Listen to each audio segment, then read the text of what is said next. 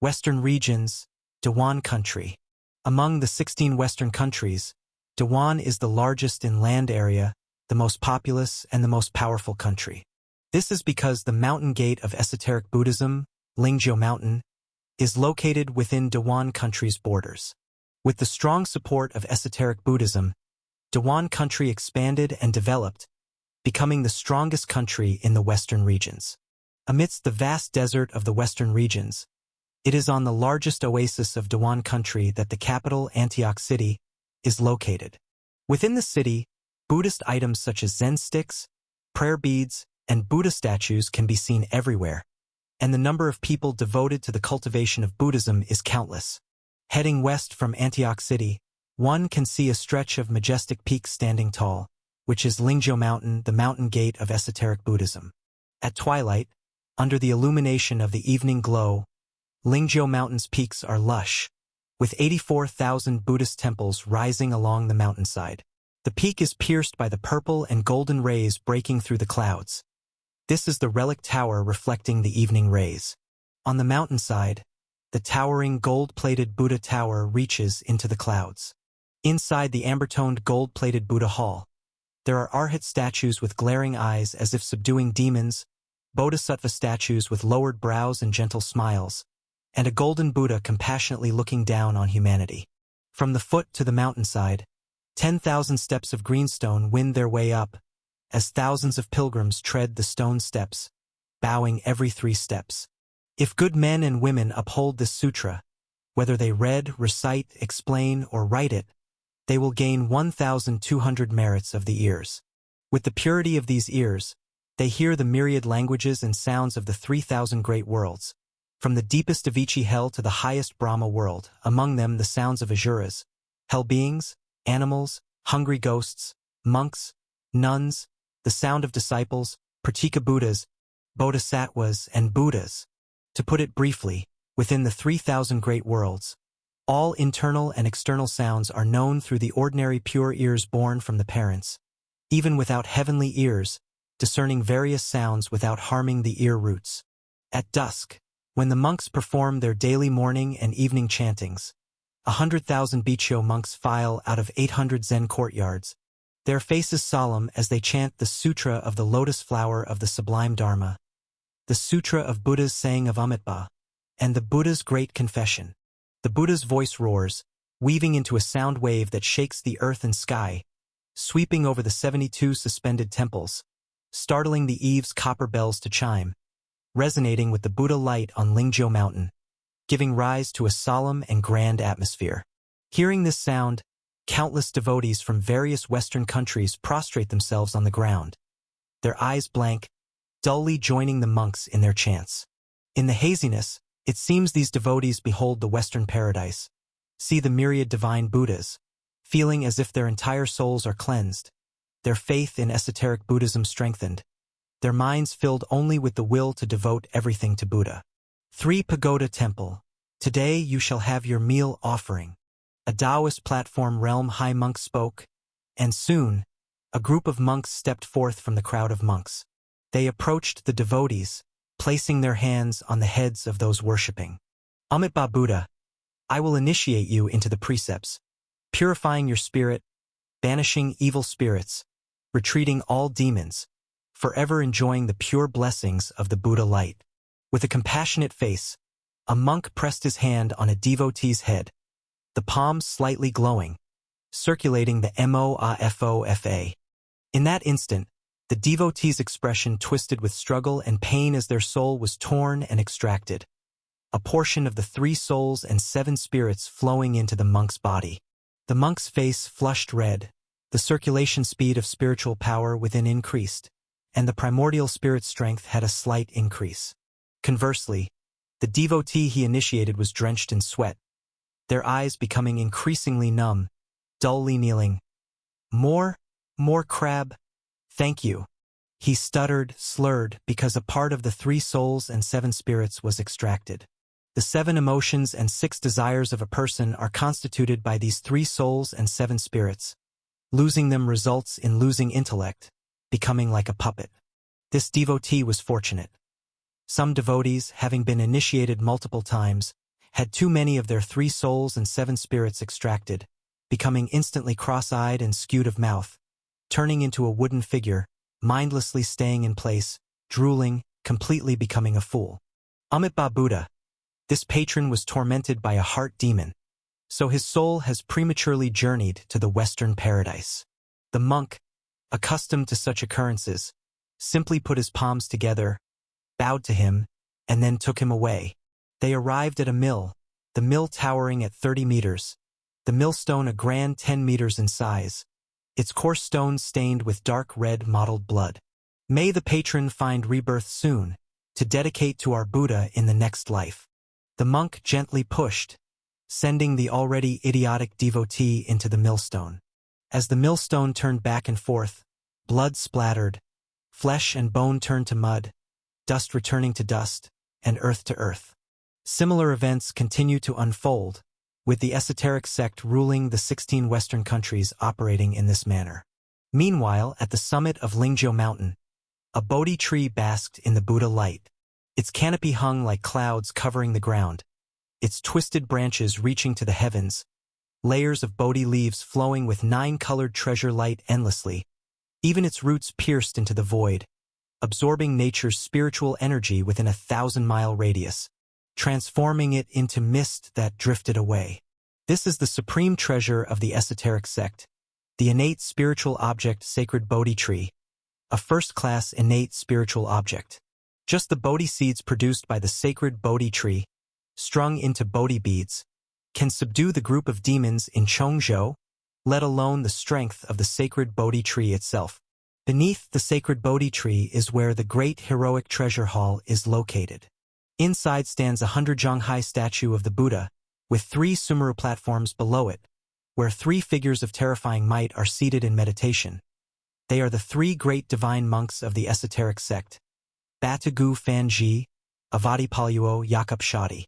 Yakub, how is the communication with the Divine Eagle Empire going? The speaker was Avadipalluo, wrapped in a gray-blue monk's robe covering a skinny body. His entire body was smeared with ash, and his messy blue-black long hair was indicative of a rough traveler. A necklace of skulls hung around his neck, and he had 3 eyes on his forehead. We gave them a low-grade spirit treasure, and the Divine Eagle Empire has agreed to mobilize their forces to the north simultaneously with us. Yakub Shadi spoke slowly. His figure was slim, but his features were feminine, wearing a jeweled crown and draped in precious decorations. His face was comely with jade-like fingers and arms, full and rounded, exuding a divine aura that starkly contrasted with the fearsome image of Avadipalluo. Humph! The Divine Eagle Empire has always coveted the fertile lands of the Dali dynasty, constantly trying to weaken it. Our communication aligns perfectly with their wishes. They are using us to further disrupt the Dali dynasty.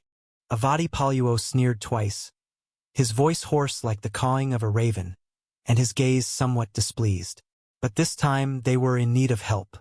The Divine Eagle Empire could often invade the Delhi dynasty to the south and had superior national strength than the esoteric Buddhism, making them the current main enemy of the Delhi dynasty. It's unavoidable. The Divine Eagle Empire needs us, and we need them to distract the Heavenly Patrol Department. This is our chance. The Delhi dynasty wants us to eradicate Sujia, which is our best excuse to intervene in the Delhi dynasty. Qingzhou, Qing Province, and Chongzhou. These are lands rich with spiritual mines, verdant mountains, and outstanding talents. The Delhi dynasty doesn't deserve to occupy such fertile lands. They should belong to our esoteric Buddhism. Yakub Shadi twisted his neck. A faint smile adorned his gentle face, giving him a charming and alluring look. Most of the western regions where esoteric Buddhism resides are vast stretches of desert and sand. The people of the western regions have always longed for the flourishing lands of the Delhi dynasty, abundant with resources. It's the same with the ruling esoteric Buddhism. Whether it is in terms of population numbers or the fertility of the land or even the quantity of spiritual material produced, the western regions are excessively barren compared to the Delhi dynasty. Not to mention, the western regions can't sustain overpopulation. Relying on those fragmented oasis lands, once the population exceeds capacity, the oases will be destroyed and ultimately swallowed by the sand. The main spiritual practice of esoteric Buddhism is Moafofa, which needs divine wisdom, crowdsourced wisdom, and the devout worship of the people, to act as tools for the cultivation of their disciples. By drawing upon and absorbing the spiritual wisdom of the populace, their Buddhist law can continuously deepen. Thus, the population is a very important resource for esoteric Buddhism. Internally, esoteric Buddhism promotes lessening population control to preserve oasis lands. Otherwise, rampant population growth will render the western regions devoid of people inhabiting. Thus, monks can cultivate Moafofa at ease, extracting spiritual wisdom from the populace to accelerate cultivation speed. But people's ambitions are never satisfied, and the western regions have already been developed to the extreme by esoteric Buddhism. Most people there believe in Buddhism fervently. To expand, their sights can only be set on the nearest neighbor, the Delhi dynasty. If the Delhi dynasty were strong, esoteric Buddhism wouldn't dare act so audaciously. But now the Delhi dynasty's decline is known to all, giving rise to intentions among esoteric Buddhists. Amitabha Buddha, since an agreement has been made with the Divine Eagle Empire, we must give it our all. The three of us will first deal with Sujia, followed by the monks. As long as the Divine Eagle Empire restrains the Heavenly Patrol Department, we can forcefully occupy Qingzhou and other regions, leaving the Delhi dynasty no choice but to acknowledge it. The final speaker, Batagu Fanji, spoke with a tuft of white beard, his eyes drooping slightly like lotus petals unfolding. On his brow, a vermilion Buddhist seal appeared, with countless Sanskrit scriptures flowing beneath the skin. A halo of spiritual wisdom grew at the back of his head, radiating holy light, illuminating the entire room. He wore a kasaya embroidered with a myriad of intricate Sanskrit scripts. The entire Dharma Flower Sutra was inscribed upon it, making him appear exceedingly sacred.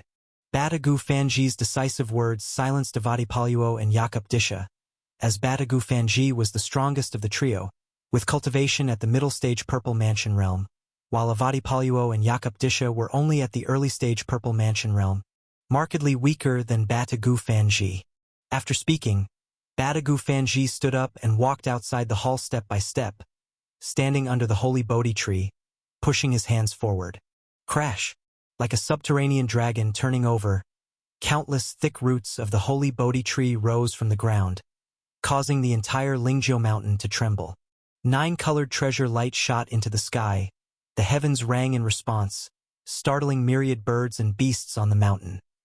Many monks and Bichyo turned their heads in shock, gazing at the holy Bodhi tree atop the mountain peak. Within a minute, the entire holy Bodhi tree's root system spread to all directions, integrating with the formation fetus treasure realm, stabilizing it like firm soil, making the grand formation indomitable. Batagu, are you concerned about Lingzhou Mountain? Avadipalluo's eyes showed doubt. The holy Bodhi tree was the esoteric sect's revered treasure, and also the array eye of Lingzhou Mountain's formation fetus treasure realm, seldomly deployed without necessity. The three of them were to fight Su Jie alone, with Lingzhou Mountain guarded by the fetus treasure realm and the holy Bodhi tree. Its defense was unparalleled, capable of withstanding Purple Mansion cultivator attacks. Naturally not needed against Su Jie, but we must guard against the Heavenly Patrol Department. We're scheming against them. Perhaps they're scheming against us too. The greatest precaution is in thorough preparation. Safety first. Batagu Fanji's palm oozed blood, utilizing the holy Bodhi tree to bolster the defenses of the fetus treasure realm's great formation. Then he chanted the Fantian demon sound. Merciful Buddha! A sound of Buddha's voice spread in all directions. The Bodhi leaves from the Bodhi tree's canopy brushed across the vermilion on his forehead, reflecting countless shadowy illusions of Buddha countries in his eyes. The sound of Buddha's voice continued to spread, eventually reaching the capital of Dewan country, Antioch City, 100 miles away. Merciful Buddha! Merciful Buddha! Merciful Buddha! In the city, where hundreds of thousands lived, upon hearing the Buddha's voice, these Western region people felt an irresistible urge to kneel, repeatedly bowing their heads to the ground. Gradually, as the waves of Buddha's voice continued, many people's eyes grew increasingly vacant and rigid, their eyes devoid of spirit, and finally, they closed their eyes completely. Though still breathing and with a heartbeat, they couldn't be awakened, having become living corpses. In the void, numerous translucent souls crossed through the void, numbering in the tens of thousands, flying towards Batagu Fanji like swallows returning to their nests. As the moon-white Kasaya of Batagu Fanji was lifted by the strong wind, the vermilion on his forehead glowed with a faint, otherworldly light, as if a Buddha country resided within it. The souls of those Western region people were gathered into it, holding lotus dharma seals in the Buddha country, sitting with peace, a smile of joy upon their lips, forming the shadowy image of an Arhat monk, becoming part of the Buddha country. Upon closer inspection, it could be seen that millions of shadowy images of Arhat monks were already present within the vermilion Buddha country on his forehead. This is the divine skill of Palm Buddha country, cultivated by Batagu Fanji, which could awaken the void Buddha country by drawing upon the innate wisdom of all living beings. However, the price of this was that if one wished to avoid expending one's own yang god, it would necessitate the sacrifice of capturing and consuming the souls of the populace to bear the cost. Instruct others to replenish the city's population. After absorbing 100,000 souls, Batagu Fanji spoke indifferently, then gazed distantly towards Qingzhou of the Dali dynasty. Let's set forth. Upon his words, the great heroic treasure hall shook as a six-tusked white elephant rushed forth, kneeling loyally before Batagu Fanji. Batagu Fanji stepped onto the elephant's back, riding the six-tusked white elephant high into the skies. Avadi Paluo followed closely, releasing 100 zhang long thousand-headed snake from his sleeve, which slithered into the clouds. The last to depart was Yakub, who set a golden radiant peacock free, its plumage dazzling like a small multicolored sun, carrying a few powerful Dao platform realm cultivators, soaring through the sky, heading east for 6,000 miles, to subdue demons, save the world, and ferry all beings to salvation. In the high sky, Batagu Fanji's grand voice echoed, stirring 10,000 monks and Bichyo on Lingzhou Mountain to fervently kneel on the ground. Merciful Buddha, defeat demons, and uphold the path, proclaiming my Mahayana Buddhism. Many monks sang in exultation, and subsequently, under the direction of high monks, they began to organize, forming military formations for battle. Once the divine monks relay good news, they intend to carry the momentum and head east to seize Qingzhou and other domains, laying claim to the fertile lands of southern Dali dynasty. In the eyes of tens of thousands of monks, this expedition was destined to be a resounding success. With the three great divine monks moving together, executing a reckless demon was merely a trivial matter. Thinking of the opportunity to occupy the lush mountains and rivers of southern Dali dynasty, monks of the western regions who have lived all their lives in arid deserts couldn't help but feel their blood boil with intense pride surging through them. Eagerly, they anticipated partaking in this grand endeavor and establishing an illustrious era for esoteric Buddhism. Yes, just like that. Good. Adjust the position a bit. Stop, stop, stop. Just right. The headquarters of Ghost Ridge Palace in Firefly Sea was bustling with excitement today. In the grand entrance hall, a group of young disciples held up a plaque inscribed with 3-year celebration in large characters. In the Firefly Sea, besides the disciples of Ghost Ridge Palace, there were also high-ranking members of major righteous sects from Qingzhou and Qing Province, along with demon cultivators from Chongzhou. Today marked the 3rd anniversary of Su Jie's ascension to the position of sect master of Ghost Ridge Palace. In these 3 years, Su Jie led Ghost Ridge Palace in conquest after conquest, capturing the regions of Qingzhou, Qing Province, and Chongzhou, achieving remarkable and dazzling results. Thus, at the proposal of Ghost Ridge Palace's higher-ups, an expansive celebration was specially organized today. At the heart of the celebration, coiled dragon pillars stood tall, and the white jade steps were covered with gold foil. A brocaded carpet stretched from the entrance to the great hall, while 2 bronze cauldrons with kuei patterns emitted dragon breath-like blue smoke.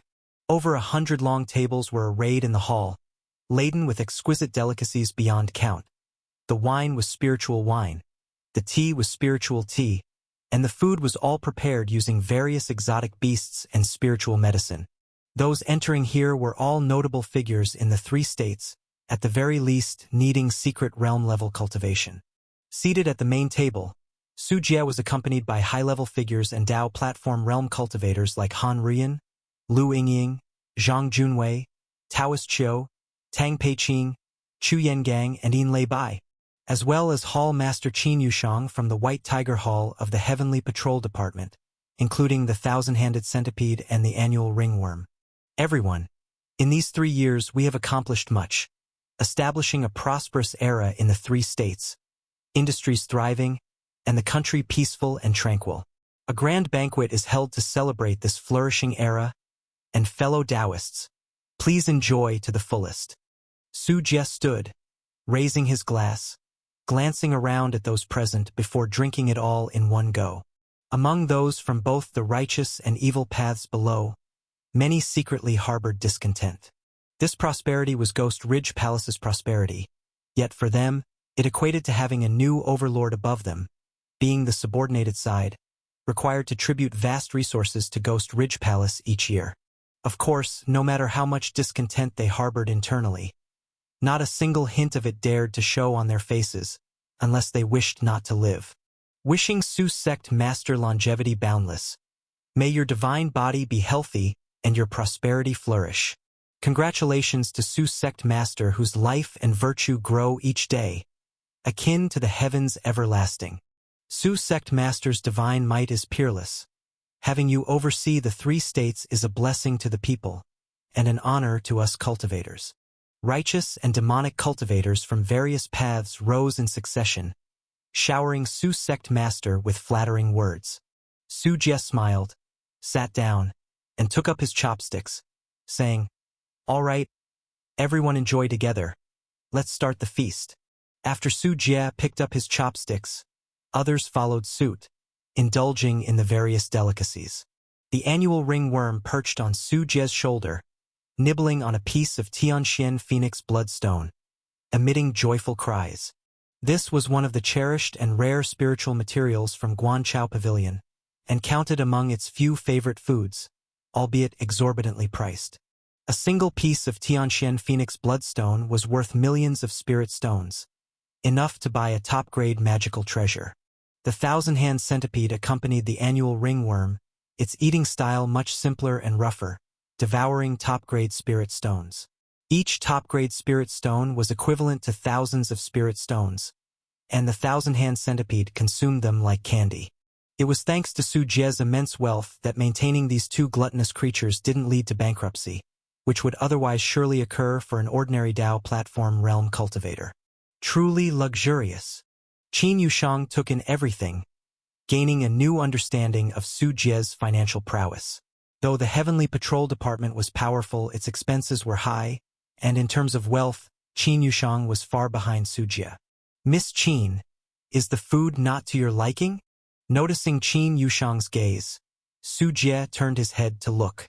"No, the Heavenly Patrol Department's food isn't as good as yours." Qin Yushang gestured toward the table filled with exquisite dishes, feeling that even the royal family wasn't as lavish as Su Jie. "Then eat more, lest the Heavenly Patrol Department thinks I'm neglecting you." Su Jie waved his hand, while the righteous and demonic cultivators around discreetly observed Qin Yushang, speculating about the relationship between Ghost Ridge Palace and the Heavenly Patrol Department. "Husband, try this crystal Qilin fish."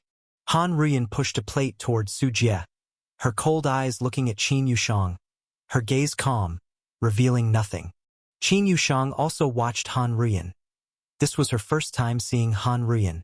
Hearing how she addressed Su Jie, she finally understood why Su Jie was so reverent about his wife upon their first meeting. Unexplainably, Qin Yushang's emotions stirred, and the delicacies she tasted lost some of their flavor. "Dear, this dragon lion meat is delicious." Lu Yingying also placed a piece into Su Jie's bowl, seemingly doing it intentionally for Qin Yushang to see. Others at the table sensed the atmosphere was somewhat off, each burying their heads, Their eating speed noticeably slowed. Only the annual ringworm and thousand-hand centipede continued happily munching, indifferent to social nuances. Su Jie was about to speak when he suddenly sensed something and swiftly looked upwards, specifically to the sky outside the hall. After advancing to the Purple Mansion middle stage, Su Jie's physical body was reshaped into an innate divine body. His 7 orifices and divine sense greatly improved, gaining the legendary abilities of Thousand-Mile Eye and Sharp-Hearing Ear. What's wrong? Seeing Su Jie's somewhat unusual expression, Qin Yushang asked in curiosity. Nothing, only some unexpected guests arrived. Don't let them spoil the mood. Everyone continue enjoying your meal. I'll be back shortly.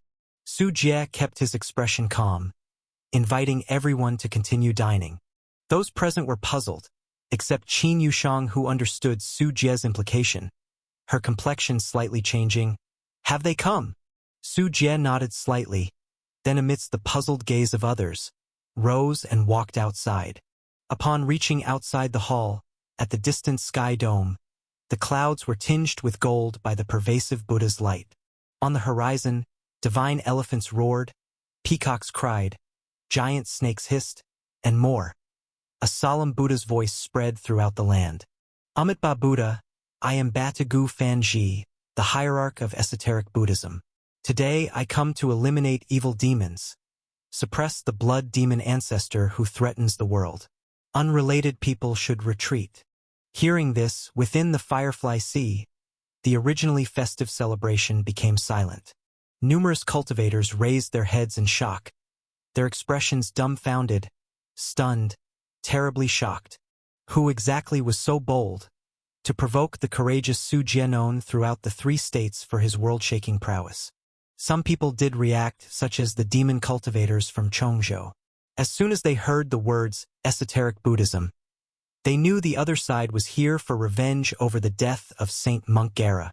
In the Sky Dome, Batagu Fanji rode the 6-tusked white elephant, with a halo emitting golden Buddha light behind his head, exuding a solemn and virtuous appearance with kind eyes and gentle brows. After he spoke, Avadi Paluo, who was on a 1,000-headed snake, looked at the righteous and demonic cultivators in Firefly Sea and let out a cold snort. You have 1 incense stick of time. If unrelated people do not retreat, it will mean colluding with this devil, and they will be executed and suppressed as one. Such arrogant words naturally displeased many cultivators present, especially the strong in the Taoist platform realm. They are all prominent figures and could not endure being ridiculed in such a manner. Just as someone was about to curse in anger, Avadi Paluo stepped forward with bare feet. Bang! The strong wind blew like a hurricane. Whether it was Yunling realm disciples, secret realm elders, or a Taoist platform sect master, all their faces changed dramatically, feeling a strong sense of crisis, like small animals facing heavenly disasters. Pooh! Purple Mansion great power. The mouths of the Taoist platform realm powerhouses opened wide, understanding what level Avadi Paluo was at. Su Jie, for harming our sect's Saint Monk and causing havoc in the world. If you do not surrender quickly and take refuge in our Buddha, remember, to lay down the butcher's knife and you shall find deliverance. Otherwise, what awaits you is endless hell, with death as no release. Yakub Shadi rode a golden radiant peacock with a Tenjong wingspan, with several Taoist platform realm high monks standing behind him. His voice, as he uttered heavenly decrees, carried a faint sense of seduction. On Lake Heart Island in Firefly Sea, some demon cultivators with slightly wavering wills fell to the ground, weeping bitterly over the killings they committed, regretting them deeply. Batagu Fanji's golden Buddha light spread behind his head like a great sun hanging high, as he suddenly shouted with the might of an angry Vajra, Su Jie, do you still not repent? With a momentum as powerful as mountains collapsing and seas overturning, Firefly Sea was turned upside down, and the air seemed to freeze. I know their identities now. It is said that esoteric Buddhism has 3 great divine monks, each a Purple Mansion cultivator. They have come out in full force. 3 Purple Mansion cultivators. It's over this time. Ghost Ridge Palace disciples were deeply worried, although many of them had a blind fanaticism for their sect master, who was the only Purple Mansion great power in the south. But now, facing 3 Purple Mansion cultivators, even with all their faith in Su Jie, they understood that this time, Su Jie was likely in grave danger. The righteous and demonic cultivators who had come to the celebration also changed their complexions drastically. The thoughts of the righteous cultivators differed, and some even showed signs of joy on their faces. If esoteric Buddhism dealt with Su Jie, they could be liberated from Ghost Ridge Palace's rule and would no longer have to bow down, offering massive tributes every year. However, these righteous cultivators did not know that esoteric Buddhism did not plan to leave after dealing with Su Jie, but rather intended to fully reveal the fertile land here. If esoteric Buddhism succeeded, the ones ruling over them would simply change, and their days might not be as good as when Ghost Ridge Palace was in power. Unlike the varied thoughts of the righteous, the Chongzhou demon cultivators were more unified, each starting to back away quietly. Being prudent was second nature to demon cultivators, knowing how to adapt. When Su Jie was strong, they surrendered to him. Now that Buddhism was strong, they certainly did not plan to go down a dark path with Su Jie. If the situation turned bad, they would disappear first, but if Su Jie prevailed, they would charge ahead. This was how demon cultivators acted like grasshoppers, bullying the weak and fearing the strong, epitomized by saving the green hills so there's always wood to burn. With Batagu Fanji, Avadipaluo, and Yakub Shadi, the 3 great divine monks descending upon Firefly Sea, all eyes turned towards Su Jie, waiting to see his reaction. Under the pressure of the 3 great divine monks, Su Jie seemed entirely unpressured, stepping forward and laughing heartily. "Ha ha ha, you want me, Su Jie, to surrender? You bald fools must not have understood the situation. You are the challengers." Crack! Blinding lightning surged under Su Jie's feet, purple cloud heavenly thunder condensing into a staircase in the void as he stepped towards the sky. "You seek death through stubbornness." Avadipaluo, the most fierce in temper, was livid seeing Su Jie daring to resist, immediately stomping down fiercely. The 1,000-headed snake beneath him opened its mouth, roaring like thunder, and he lunged towards Su Jie. "Devil, witness my Mahayana Buddhism." Avadipaluo pushed forward with both palms, forming the great Vajra will seal. With the shadow of Sumeru Mountain appearing behind, a swastika light will expanding incessantly, intent on suppressing Su Jie. The 1,000-jong tall Sumeru Mountain pressed down, enough to crush both the physical body and primordial spirit of an ordinary Taoist platform realm cultivator. Trickery. Su Jie didn't even look, punching out simply and brutishly. The punch sent wind blowing, clouds surging, earth collapsing, the sky tilting. A single punch seemed to turn the sky dome over, causing the ground to crack and magma to spurt. Crack! Boom! The Sumeru Mountain shadow was as if stomped by a giant, collapsing and disintegrating. The golden swastika light will shattered, being broken by Su Jie's punch. "What?" Avadipaluo's expression changed. With no time to react, Su Jie's fist sent him flying. A massive hole was blasted through his chest, exposing his internal organs. The entire scene was stunned. Righteous and demonic cultivators alike widened their eyes at the sight. Avadipaluo, who was just imposing, had his chest punched through by Su Jie. The power of a single punch was terrifying indeed. The Chongzhou demon practitioners, who were initially retreating, suddenly felt their spirit return, halting their retreat to observe the situation further. Damn it! Avadipaluo, as a Purple Mansion cultivator, didn't consider this injury significant. More inflamed than the pain was the trampling of his dignity, which made him furious. Suddenly he grabbed a Vajra Devil subduing pestle with his right hand, a mid-grade spiritual treasure. He leapt high, spanning thousands of meters, wielding the pestle wrapped in lightning, slamming it down, sending 9 golden rings resonating with Buddha's voice, while the void burned with glazed pure fire, aiming to destroy Su Jie's physical body and turn his young god to ash. "You think you're the only one with treasures?" A 9-grade sacred lotus appeared beneath Su Jie's feet. In his left hand he held the green wave furious tide umbrella, the sect-protecting treasure of Guanchao Pavilion, and in his right hand emerged the green phoenix red flood dragon fan, an innate spiritual treasure contributed by Qin Yushang from the Heavenly Patrol Department. Facing Avadi Paluo's renewed assault, Su Jie spun the green wave furious tide umbrella and fanned the green phoenix red flood dragon fan. The Lake Heart Island's water stirred up towering waves, transforming into hundreds of Jiao dragons roaring and soaring, repeatedly crashing against the Vajra Devil's subduing pestle, causing its 9 rings to tremble, interrupting the Buddha's voice, and extinguishing the glazed pure fire. With both being mid-grade spiritual treasures, the higher cultivation naturally wielded greater power.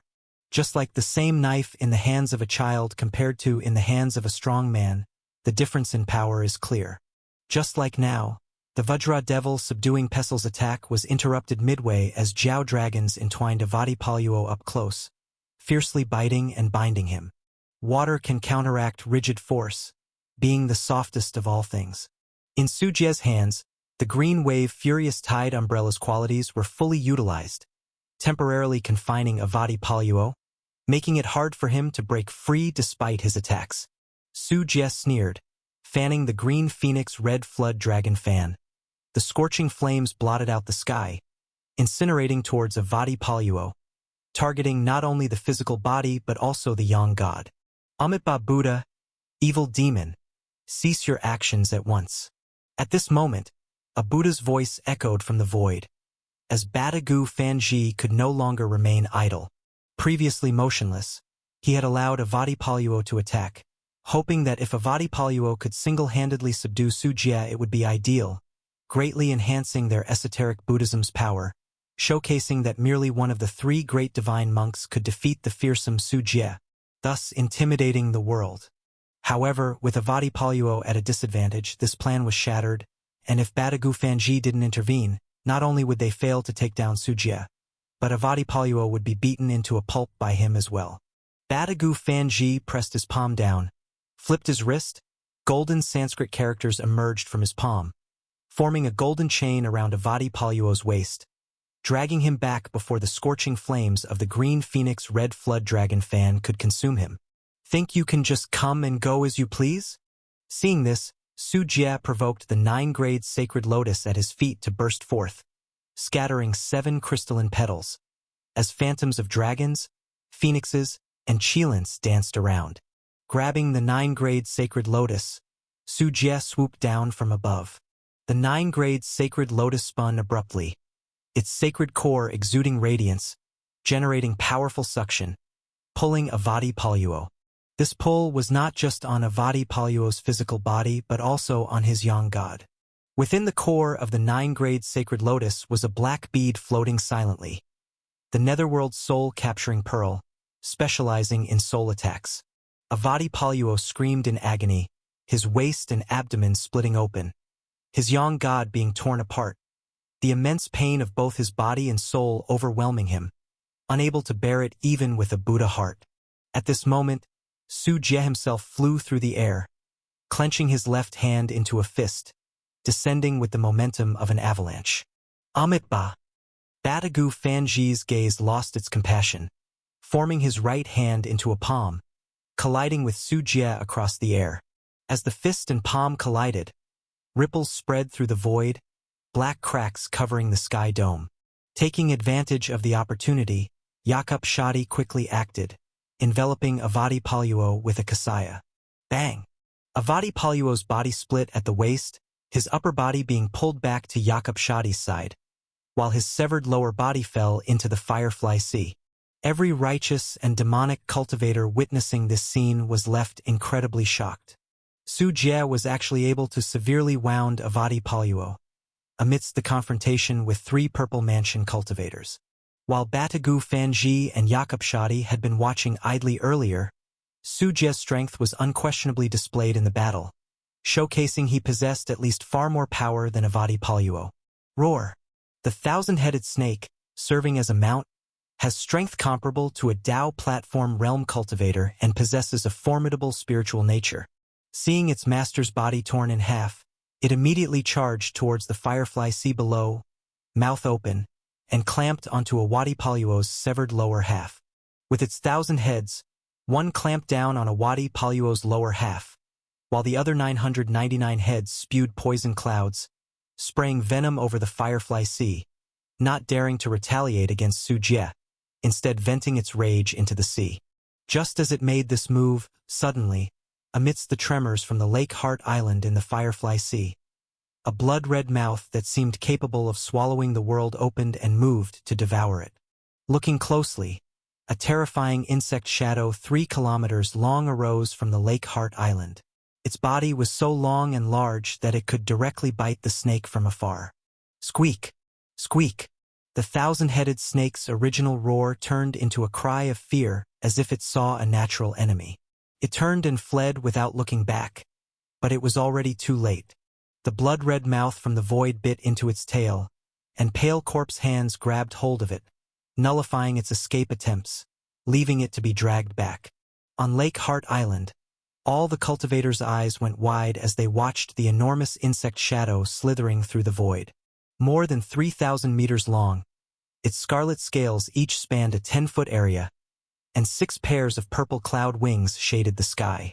Over 1,000 Pale Corp's hands reached up like celestial pillars, supporting the dreadfully serpentine form. Just a glance at this monstrous presence raised goosebumps all over, striking fear so deep it nearly stopped the heart. The Dao Platform Realm cultivators who had previously sat with Su Jie recognized its identity. Wasn't this a 1,000-hand centipede? Just before, this 1,000-hand centipede was only as long as a chopstick, now transformed into 3,000 meters long. An unbelievably shocking change. This is the Sect Master's 1,000-hand centipede, a superior grade 9 refinement goo insect. The ones most excited were the Ghost Ridge Palace disciples. Others might not recognize the insect's grade, but Ghost Ridge Palace disciples, who dealt with goo insects daily, not only were awed by the centipede's terrifying size but also recognized it as a top-grade 9 refinement goo insect, akin to the ancestors' annual ringworm. How was this even nurtured? Tang Peiqing was so shocked that he pulled off a tuft of his white beard. As the most senior of Ghost Ridge Palace, he couldn't fathom how Su Jie raised such an insect. A top-grade 9 refinement goo insect. A great fortune for our sect. A great fortune indeed. Zhang Junwei was equally moved. As the former sect master, he knew too well the value of such a goo insect.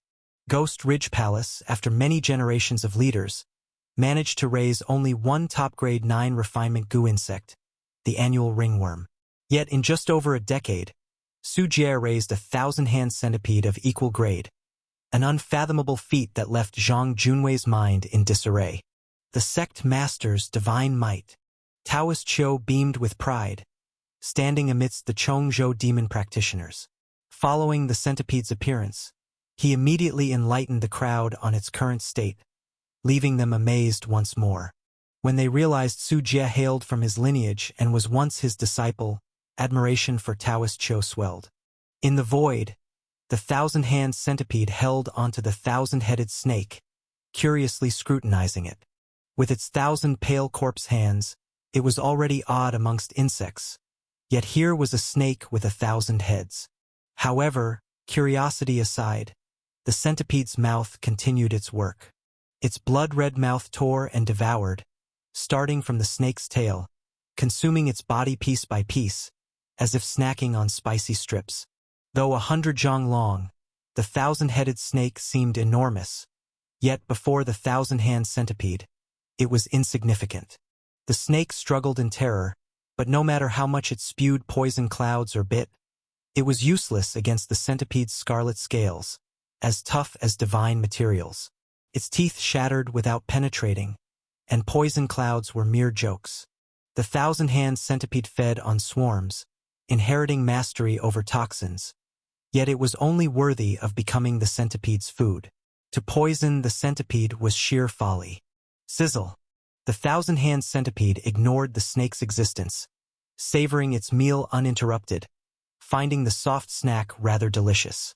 Simultaneously, it extended a dining invitation to the annual ringworm resting atop its thorny crown. But the little worm, though nearly invisible beside the centipede's massive form, shook its head in disdain, interested only in rare spiritual materials of heaven and earth, having no appetite for the snake's flesh and blood. Lazily, it continued basking on the centipede's head, without the slightest intention to engage in battle, leaving the fighting to Su Jie and the centipede while it resumed its nap. Thus, with the 1,000-headed snake succumbing to despair, the 1,000-hand centipede crunched its way from tail to head, consuming it completely. Afterwards, it let out a burp, and its pair of golden vertical pupil insect eyes turned towards the golden radiant peacock, ridden by Jakob Shadi, and the 6-tusked white elephant ridden by Batagu Fanji. The more it looked, the more delicious they seemed. Instantly, these two spirit beasts, with strength comparable to Dao platform realm, trembled uncontrollably, nearly scared to wet themselves, letting out terrified whimpers. Without Jakob Shadi and Batagu Fanji's restraints, they would have fled as far as possible. It was overwhelmingly frightening. Today, I shall kill you. Seeing his own mount, the 1,000-headed snake, being devoured bite by bite, Avadipalluo felt as if his heart was being cut by a knife. His injuries had already healed after taking some elixirs, with his broken lower body regrown. But his hatred for Su Jie had not diminished in the slightest. Instead, it had grown even more intense. Despite his vehement shouts, he had no intention of stepping forward again, firmly staying behind Batagu Fanji, utterly terrified of Su Jie. Mid-stage purple mansion cultivation, you devil, you hide it well. Batagu Fanji looked at Su Jie and uttered these words. During his brief clash with Su Jie, he realized that Su Jie's strength was not at the early stage of the purple mansion but the mid-stage, as Su Jie had cultivated an innate divine body, a hallmark of mid-stage purple mansion cultivators.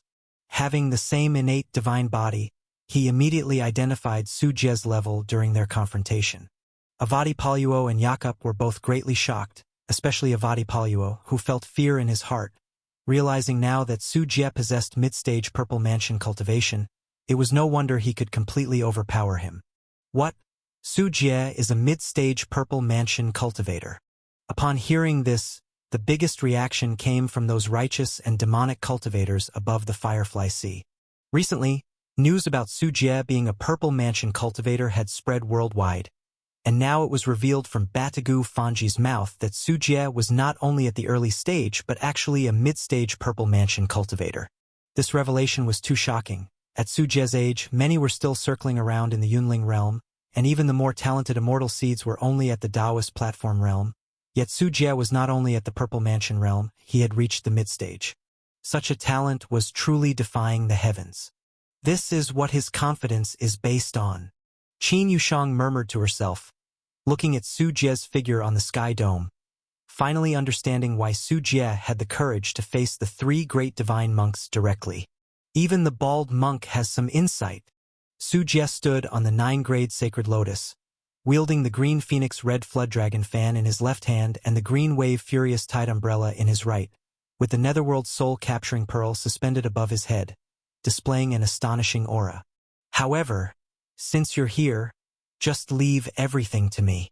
Su Jie's lips curled into a cruel, bloodthirsty smile, already regarding Batagu Fanji and his companions as birds in his cage. Amitabha Buddha, you devil, you have delved too deep into devilry. Today, this humble monk must purify and suppress you, or else the world will never see peace. Batagu Fanji brought his palms together, the next moment shouting, Dharma aspect, Shangliu. Boom! In the following instant, he directly unleashed his Yangshan Dharma image, penetrating through the Tao River, and a bizarre-looking creature appeared. This creature had 9 human-faced heads, a serpent body with a bluish complexion. Once it appeared, it did not immediately engage in combat, but instead fused with Batagu Fanji's physical body. Creak! Batagu Fanji's body expanded, growing 2 additional Buddha heads on each side, developing 4 arms from his intercostal areas with each forming the great virtuous Ming King seal. His height surged to several hundred meters. My Buddha's compassion also has the Vajra's wrathful gaze, a 3-headed, 6-armed body, demonstrating Fat Yin Xiangdi, defeating demons and slaying devils. As his words fell, the Buddha heads on Batagu Fanji's left and right sides suddenly glared furiously. The left head performed the thunderous lion roar, sound waves forging into substantial golden ripples, its shout collapsing mountains and rivers. The right head uttered Sanskrit true words, Buddha's voice reverberating like waves, causing others' minds to whirl, giving rise to demonic thoughts. Even a purple mansion cultivator would bleed from the 7 orifices under this offensive. Their yang god shocked, their overall power severely reduced. Subsequently, Batagu Fanji's palm struck down from the sky. His 5 fingers transformed into golden pillars supporting the heavens, with countless golden Buddha seals layering within the lines of his palm. "Ha ha, bald donkey. Use all your methods. Let me see what you are capable of." Su Jie laughed wildly, bringing his hands together, his forehead splitting open. Dharma aspect, chaos. Wings spread, a body like a towering mountain. The chaos Dharma form, harboring a whirlpool single eye, was condensed and emerged from the Tao River. As the chaos Dharma form lightly blinked its single eye, it instantly burst forth a radiance as dazzling as the sun, resembling the first light of the world, descending straight into Batagu Fanji's palm. The clash of the Buddha palm and the radiant light set off shockwaves, disturbing the mountains and rivers for hundreds of miles. The earth cracked open with abyss-like fissures, overturning the landscape. Buzzing. Above the Firefly Sea, the mountain protection array rose up. Otherwise, the aftermath of Batagu Fanji and Su Jie's confrontation alone would annihilate all the Yunling realm disciples and almost all secret realm cultivators. Evil demon, be suppressed. Batagu Fanji's 6 arms, each wielding the Fantian Tower, demon suppressing circle, 8 treasures drum, glazed Buddha beads, 3 flavors karmic fire sword, and earth demon spear, 6 spirit treasures. Among them, 5 were low-grade spirit treasures, but the heaven-burning massacre tower was a top-grade spirit treasure. The esoteric Buddhism sect had risen to reign over the western regions for hundreds of years. Even though the western regions were barren, with no one competing against them, they were able to freely scour the western region's resources, crafting various treasures. After hundreds of years of accumulation, gathered on Batagu Fanji, it undoubtedly displayed an air of opulence. The heaven-burning massacre tower spread ripples across 800 miles of void, with karma fire red lotuses suddenly blooming, while the great brightness golden seal descended like stars across the sky, pressing down towards Su Jie. In the face of this top-grade spiritual treasure, Su Jie's green phoenix red flood dragon fan and green wave furious tide umbrella appeared insignificant. Su Jie's expression remained unchanged, for behind him, a blood-colored curtain was unfurling. An endless blood sea instantly took form, transforming into a blood-colored ocean that covered the sky, raising waves in the tens of thousands. The Brahma Heaven Slaughter Tower fell into the blood sea, where karma fire red lotuses incinerated the filth, and the brightness golden seal evaporated layers of the blood sea. Yet, the blood sea surged even more vigorously, each wave higher than the last, roaring and sweeping across, darkening the skies, filling the world with murky chi, and forming countless terrifying blood-colored wave crests, crashing against the heaven-burning massacre tower, causing this top-grade spiritual treasure to rise and fall in the blood sea, at times visible, at times hidden. Even the Brahma Heaven Slaughter Tower, in the face of Su Jie's 11th layer blood sea devouring sky demon skill, couldn't instantly obliterate the vast blood sea. This blood sea. Batagu Fanji's expression slightly altered. Of course, he had heard of Su Jie's renowned blood sea devouring sky demon skill, but hearing about it and witnessing it firsthand were entirely different experiences. He knew the blood sea devouring sky demon skill was powerful, but he hadn't expected it to be this formidable. Devil, stop being arrogant. Amitabha Buddha. Devil, how dare you rampage?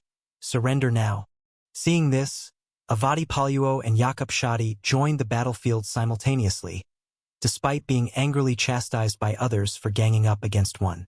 Avadi Paluo wielded the Vajra Devil subduing pestle, as swastikas roamed like living things over his shriveled body, swiftly charging towards Su Jie. Dharma form, friend snake. Halfway through, he had already displayed the Dharma form. From the void emerged a giant red snake, with a red body and white belly, emitting a mooing sound from its abdominal cavity, coiled behind him. Once it appeared, the ground below immediately appeared as though made of red-hot iron, bringing great drought. Dharma form tiding. Jakobshadi's seductive and charming face emitted a soft voice. In the void, a creature with a tiger's head, a single horn, dog's ears, a dragon's body, a lion's tail, and feet of a Chelan formed, supporting Jakobshadi. Shameless! Seeing Avadi Paluo and Jakobshadi, these two Purple Mansion divine monks, throwing away their dignity, aiming to overpower Su Jie with numbers, the Ghost Ridge Palace disciples watching cursed angrily, infuriated. Qin Yushang clenched her silver teeth. Despite knowing she wasn't a match, she decided not to stand by any longer. Western region's evil monks. Do you really think there's no one in the Delhi dynasty? She soared upwards, bursting out splendid divine light, exhibiting the momentum of the seventh realm of the Taoist platform without any doubt. White Tiger Hall Master, I'll take you down too. Upon seeing Qin Yushang, Avadi Paluo immediately recognized her identity, his eyes emanating killing intent, and the friend snake Dharma form lunged at Qin Yushang to bite. The cultivators below shook their heads upon seeing this scene.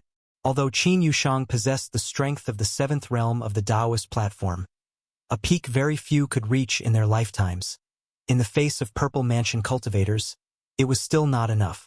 Just as Qin Yushang was about to be devoured by the friend snake, an even more ferocious blood-filled maw rose from the firefly sea. Clang! The void shook greatly, and the thousand-handed centipede bit onto the neck of the friend snake, its body far more massive and brutal than the Dharma form. The friend snake struggled constantly, the void spilling countless blood as if raining down, which transformed into spiritual energy, dissipating halfway through. The friend snake Dharma form emitted a mooing sound, using the sky as a drum and mountains as drumsticks, striking a thunderous devil sound, causing mountains to crack wide open. Crackle! The scales on the thousand-handed centipede's body surface shattered, but it remained utterly fearless, its pale corpse hands snaking around the friend snake, its golden vertical pupils fixed on Avadi Paluo, causing his hair to stand on end. For at this moment, the physical body of the thousand-handed centipede was transforming into a Chaos Dao creature. Its massive insect body, like a mountain, began to blur, scales turning into clusters of bluish-black phosphorus fire magma, transforming into the energy form of void abyss phosphorus fire, while the dragon-shaped crown on its head solidified into 9 heavens frost ice, and its insect eyes transformed into jade void thunder. At this point, the thousand-handed centipede's body could no longer be defined as flesh and blood, but as a body constructed of energy, matter, and void. The friend snake, ensnared tightly, began to collapse under the burning of the void abyss phosphorus fire. This void abyss phosphorus fire was one of the natural disasters of the Tao River, capable of harming the Yang God. Many Purple Mansion cultivators, when their Yang God departed their bodies and entered the Tao River, would avoid encounters with this void abyss phosphorus fire at all cost, fearing contact. Now that the friend snake, transformed from a Yang God, was burned, the scene resembled spring snow meeting hot oil, being burned to a gruesome sight. Avadi Paluo also shrieked miserably, as the damage to his Yang God brought him intense suffering. If things continued this way, it wouldn't be long before the thousand-handed centipede could directly burn away his Dharma form. Unavoidably, Avadi Paluo could only let friend snake break its own tail to survive, shattering part of its body, leaving only a portion of its Dharma aspect Yang God to burrow back into its body. For if things continued like this, zzz, the thousand-hand centipede seemed displeased, its cold golden vertical pupils fixated on Avadi Paluo, itself rushing forward rapidly. This bug is not simple, Jakobshadi. Come quickly to assist me. Avadi Paluo, under the gaze of the thousand-hand centipede, felt his hair stand on end. A strong sense of threat engulfed his body and mind, disregarding aiding Batagu Fanji, choosing instead to seek help from Jakobshadi. As he couldn't decide the outcome on Batagu Fanji's side for the moment, it's better to first solve this giant centipede. All right, I will later go to eliminate that demon. Seeing the situation, Jakub Shadi, seeing Avati Paluo in an even more perilous position, directly retrieved a green jade treasure bottle from the storage bag. Yet another mid-grade spiritual treasure. The mouth of the green jade treasure bottle aimed at the thousand-hand centipede. 3,000 golden flying swords instantly shot out, slicing through the heavens and the earth, seeming to want to cut the thousand-hand centipede into pieces.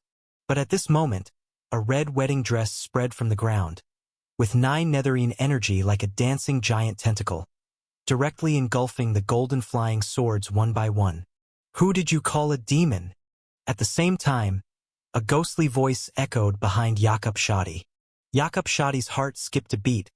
A red wedding dress figure unknown to him appeared behind him, a pure white jade hand reaching for the top of his skull. Bang! The jade hand solidly collided with Yapu's body, directly smashing his flesh to a pulp. Seeing Yapu's body, his flesh rotted away, his skin emitting a strong putrid stench. This was Han Ruyan's curse. The ghost bride? Purple Mansion's power. Jakub Shadi gazed at the suddenly appearing Han Ruyan, sensing the 9 netherworld in chi within her like an ocean, the curse power directly wounding his physical body, undoubtedly possessing Purple Mansion's battle power. Having investigated Su Jie's intelligence, Jakub Shadi knew that Su Jie had a ghost bride by his side, but the intelligence did not mention that she was a 9th grade fierce ghost, with such terrifying combat capability. If you want to bully my husband with numbers, you'll have to pass through me first. Han Ruyan's figure floated like smoke in the air, looking down at Jakub Shadi with a condescending look. Qin Yushang looked at the thousand-hand centipede and then at Han Ruyan, finally understanding why Su Jie had this confidence. As it turns out, Su Jie in terms of Purple Mansion's power is not inferior to the esoteric sect. This battle, too, had no room for her to intervene, and involuntarily, Qin Yushang's gaze shifted to the other side, choosing to fly towards the esoteric Buddhist Tao platform realm high monks brought by Jakub Shadi. Even a sinister creature like a female ghost dares to appear before me. Watch as I purify you. Banya Bamaho, all Dharma is empty form, neither born nor extinguished, neither dirty nor clean, neither increasing nor decreasing, seeing the true self. Jakub Shadi's face twisted. Their Buddhism most restrains ghosts. Even if Han Ruyan is a Purple Mansion cultivator, he never thought he would lose. Thinking this way, Jakub Shadi himself began to transform, his entire body exuding a chill, his eyes bursting with cold light. His skin peeled away like clothing, revealing the connections of sinew and gleaming white bones within. He appeared solemn and majestic, adorned with a treasure crown on his head, heavenly robes on his body, and a tightly fitting embroidered skirt around his waist. Yet all was carved from white bones. With a flower smile, he startlingly turned into a white bone bodhisattva. Upon completion of his transformation, his Dharma listened directly to him, letting out a soul-shaking roar, aiming to bite Han Ruyan's head. He himself recited true words with a burst of his tongue, chanting nirvana-breaking demon scripture, his left hand activating the green jade treasure bottle. Countless golden relic flying swords instantly arrived, while his right hand formed the demon suppression technique. White bones formed a gigantic palm covering everything, with Buddha light capable of purifying all evil within the crevices. Purify me? A blood moon floated behind Han Ruyan, 3,000 black hairs dancing, the blood-colored wedding dress reflecting a silhouette of great dark void, terrifying curse power diffused, the sky at some point falling countless paper money, the land of 100 miles turned rust iron blood-colored, transforming the mountains and forests into a somber dead land. Han Ruyan gently pointed with a jade finger, the curse power staining like ink. The relic flying swords were submerged by paper money. The white bone giant palm dissolved into nothingness midair. Countless twisted spell writings emerged on Jakub Shadi's white bone bodhisattva form, resembling blinking human eyes, or the slitted mouths of ghosts. Ghostly energy burst instantly. Jakub Shadi's entire expression stiffened. Fissures appeared on the white bone of his body. Some areas even turned to bone powder falling with a shiver. In the face of Han Ruyan's terrifying energy and curse, the golden Buddha light raised by Jakub Shadi was scarcely enough to see. Not only did it fail to threaten Han Ruyan, but it was Han Ruyin who laid the curse on him instead. Impossible! Jakob Shadi couldn't believe it, his hand forming a Dharma seal, with Tiding under his feet charging. He couldn't accept losing to a fierce ghost. But Han Ruyin wielded a large banner, with layers of ghostly images. With Han Ruyin waving the 10,000-soul banner, the sky descended with a sword mountain, the blade's edge resembling beheading great sabers, emitting wailing cries of ghosts and deities. From the earth spewed a sea of flames, the entire ground like a red-hot iron block, with flames and magma constantly surging, shaking violently as if about to turn over. A yellow spring river spanned heaven and earth, with corpses floating and sinking, countless souls swimming like schools of fish in the river water. The sword mountain descended from the sky, the sea of flames surged, 18 bone mountains roared down, and the ghostly yellow spring river flowed, directly sweeping Jakob Shadi and his Dharma listening into the array map. The simultaneous appearance of the thousand-hand centipede and Han Ruyin caused the battlefield situation to change dramatically. The cultivators from both the right and evil sects, who initially thought Su Jie would be defeated, were now dazzled and unsure of how the battle would unfold. But from the current battlefield perspective, Su Jie seems to be the one holding the upper hand. Even the strongest Batagu Fanji, if not for the Brahma Heaven Slaughter Tower, might have already been submerged by Su Jie's blood sea. However, despite the vast expanse of Su Jie's blood sea, relying only on it to deal with Batagu Fanji, who wields the top-grade spirit treasure Brahma Heaven Slaughter Tower, would take considerable time to resolve. He, bald donkey, if you have no more tricks, then it's my turn. Su Jie laughed as he advanced, his innate divine body bursting with brilliance. Batagu Fanji, with his 3 heads and 6 arms, was naturally unafraid of close combat with Su Jie. It is said that 2 fists cannot defeat 4 hands, let alone 6 arms, each holding a spiritual treasure, with the presence of a top-grade spirit treasure like the heaven-burning Massacre Tower. But when it came to actual combat, the situation was entirely different. Su Jie stepped on the blood sea and struck with a punch. His fist's powerful gale raged as if a dragon's breath roared, directly colliding with Batagu Fanji's fist. Compared to the 100-meter-tall Batagu Fanji, Su Jie appeared particularly small, yet his strength could contend with the dragon elephant. Batagu Fanji shook violently underfoot, retreating 3 consecutive steps before stabilizing his body. Su Jie, however, did not stop. Each punch and kick possessed an unparalleled divine might capable of shaking mountains. When his punch was unleashed, rivers flowed backward. When his foot stepped forward, it shattered mountains, as if millions of deities resided within his physique, bestowing Su Jie with incomparable and terrifying combat power. When Su Jie ascended to the Purple Mansion middle stage, in the process of acquired reversing innate, he gained more benefits through the thousand-handed centipede's blood-nourishing feedback and the blood sea devouring sky demon skill in his innate body transformation, far exceeding the normal Purple Mansion middle stage cultivator. Therefore, in combat, even though Batagu Fanji also had an innate body and a Dharma form as high as several hundred meters, in a pure resistance of physical bodies, he was entirely no match for Su Jie. Devil! Batagu Fanji, filled with rage, erupted with glazed Buddha light from 3 faces on his 3-headed, 6-armed body. The Brahma Heaven Slaughter Tower resounding in unison, lifting spiritual treasures one by one to smash at Su Jie. Dong! The Brahma Heaven Slaughter Tower crashed down on Su Jie's head, causing him dizziness. As more spiritual treasures landed on him, Su Jie's innate divine body slightly cracked, and his skull revealed the brain matter inside. Suppress! Batagu Fanji forcibly tore apart his own young god, emitting a demonic sound into Su Jie's mind to bewilder his consciousness. Seizing this opportunity, he continuously smashed the Brahma Heaven Slaughter Tower onto Su Jie's skull and divine body. There is no need to mention the strength of top-grade spirit treasures. Just a simple smash bore heavenly might of incalculable power. Su Jie's divine body had countless fractures, with all internal organs displaced and shattered, vomiting blood from his mouth and nose, while his brain matter turned to mush. Batagu Fanji was not utterly powerless to retaliate, but he still underestimated Su Jie. Not enough, still not enough. Su Jie sneered, emitting a bloodthirsty smoke from 96,000 pores all over his body, with unmatched divine power. The previously injured parts rapidly healed as the Blood Sea surged. The greatest capability of the Blood Sea devouring Sky Demon skill is not combat or killing. From beginning to end, the most remarkable feature of the Blood Sea devouring Sky Demon skill is its life-saving ability. In ancient times, the sect that mastered the Blood Sea devouring Sky Demon skill was called the Blood Sea sect.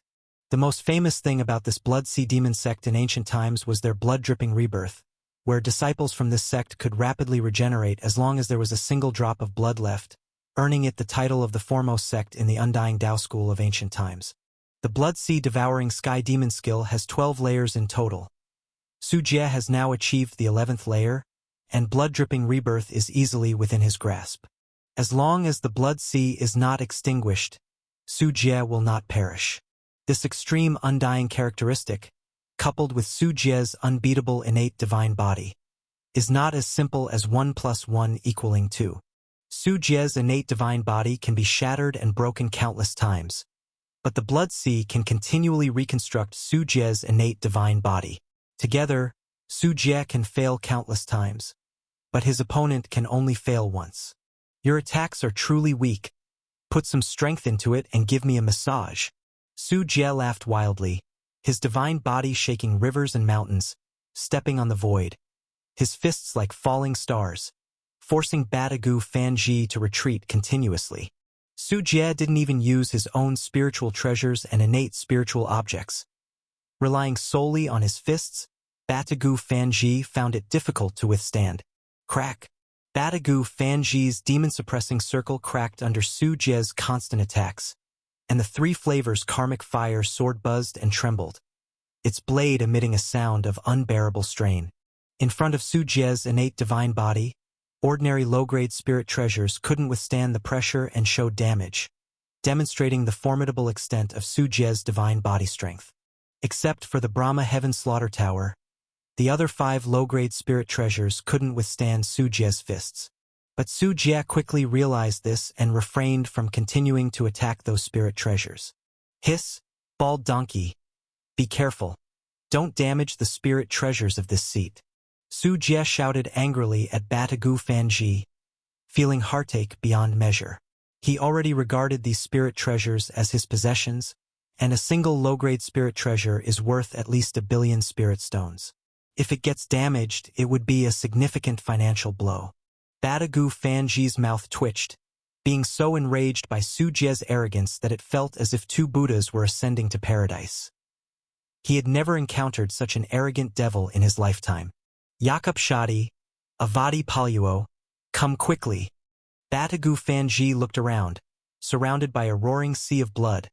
In the distance, Avadi Paluo was being chased by the 1,000-hand centipede in a panic, while Yakub Shadi was caught in the 10,000-soul banner, being toyed with by the ghost bride, unable to rely on either to help.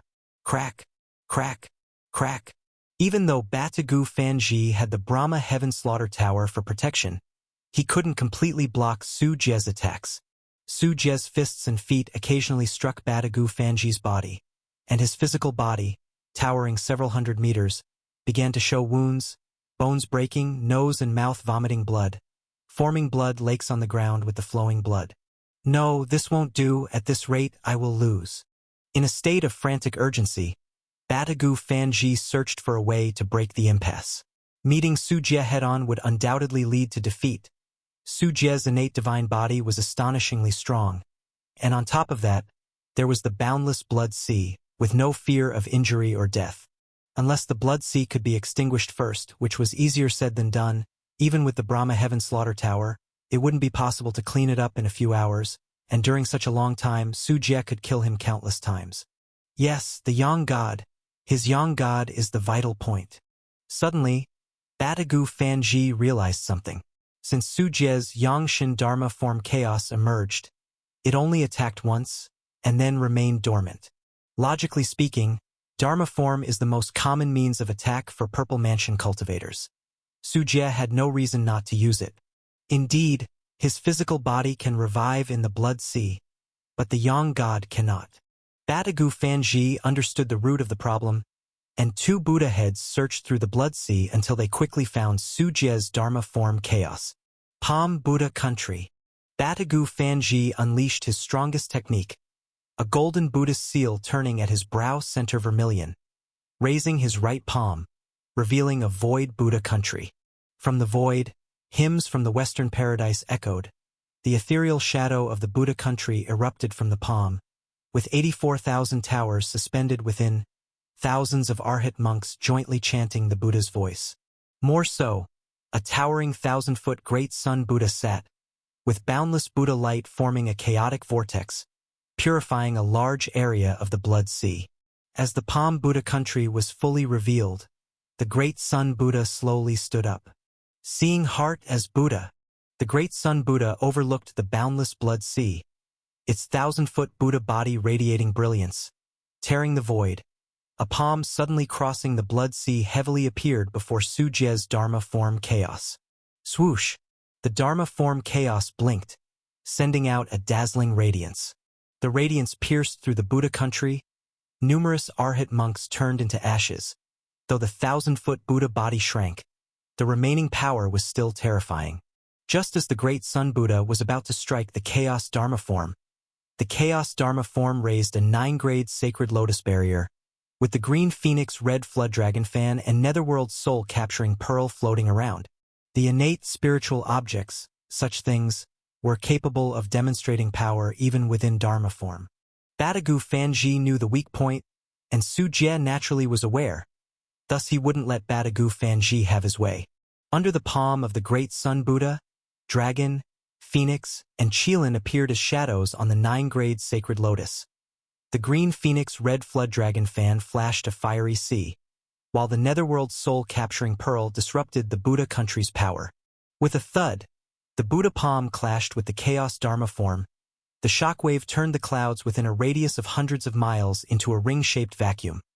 The Chaos Dharma form fully activated the 9-grade sacred lotus, in coordination with the single eye's radiance, resolutely withstood the great Sun Buddha's force, not retreating an inch. Sujie's innate divine body was unparalleled, but that didn't mean Sujie's yang god was weak. To the contrary, in the past Sujie's yang god was even stronger than his physical body, having refined his primordial spirit early in the Yunling realm, able to wield divine power in the secret realm, and capable of displaying Dharma form even before refining yang god in the Taoist platform realm. Now with Sujie achieving Purple Mansion, the power of his Yangshan Dharma image increased daily. Batagu Fanji guessed correctly that the Yangshan Dharma form was Sujie's sole vital point, but this vital point wasn't something he could shake. Whoosh! The Chaos Dharma form flapped its wings, its majestic mountain-like body soaring, its single eye focused on the great Sun Buddha, releasing a brilliance far surpassing the past, enveloping the sacred aura of the 9-grade sacred lotus and the flames of the green phoenix red flood dragon fan. The radiance and flames mixed together, igniting the Palm Buddha country, blasting it into countless holes, visibly collapsing at an observable speed. The great Sun Buddha lost its foundational basis, likewise began to fragment, turning into a pure cluster of Buddha light that dissolved into the Blood Sea, being engulfed once more by the Blood Sea. This is your ultimate maneuver. It sure is laughable. Sujie looked at Batagu Fanji, and Batagu Fanji likewise gazed at Sujie. Between their exchanged glances, Batagu Fanji's gaze held a hint of awkwardness. He withdrew his right hand, in whose palm the painstakingly accumulated Buddha country, gathered over centuries, composed of souls from countless devotees, had utterly crumbled.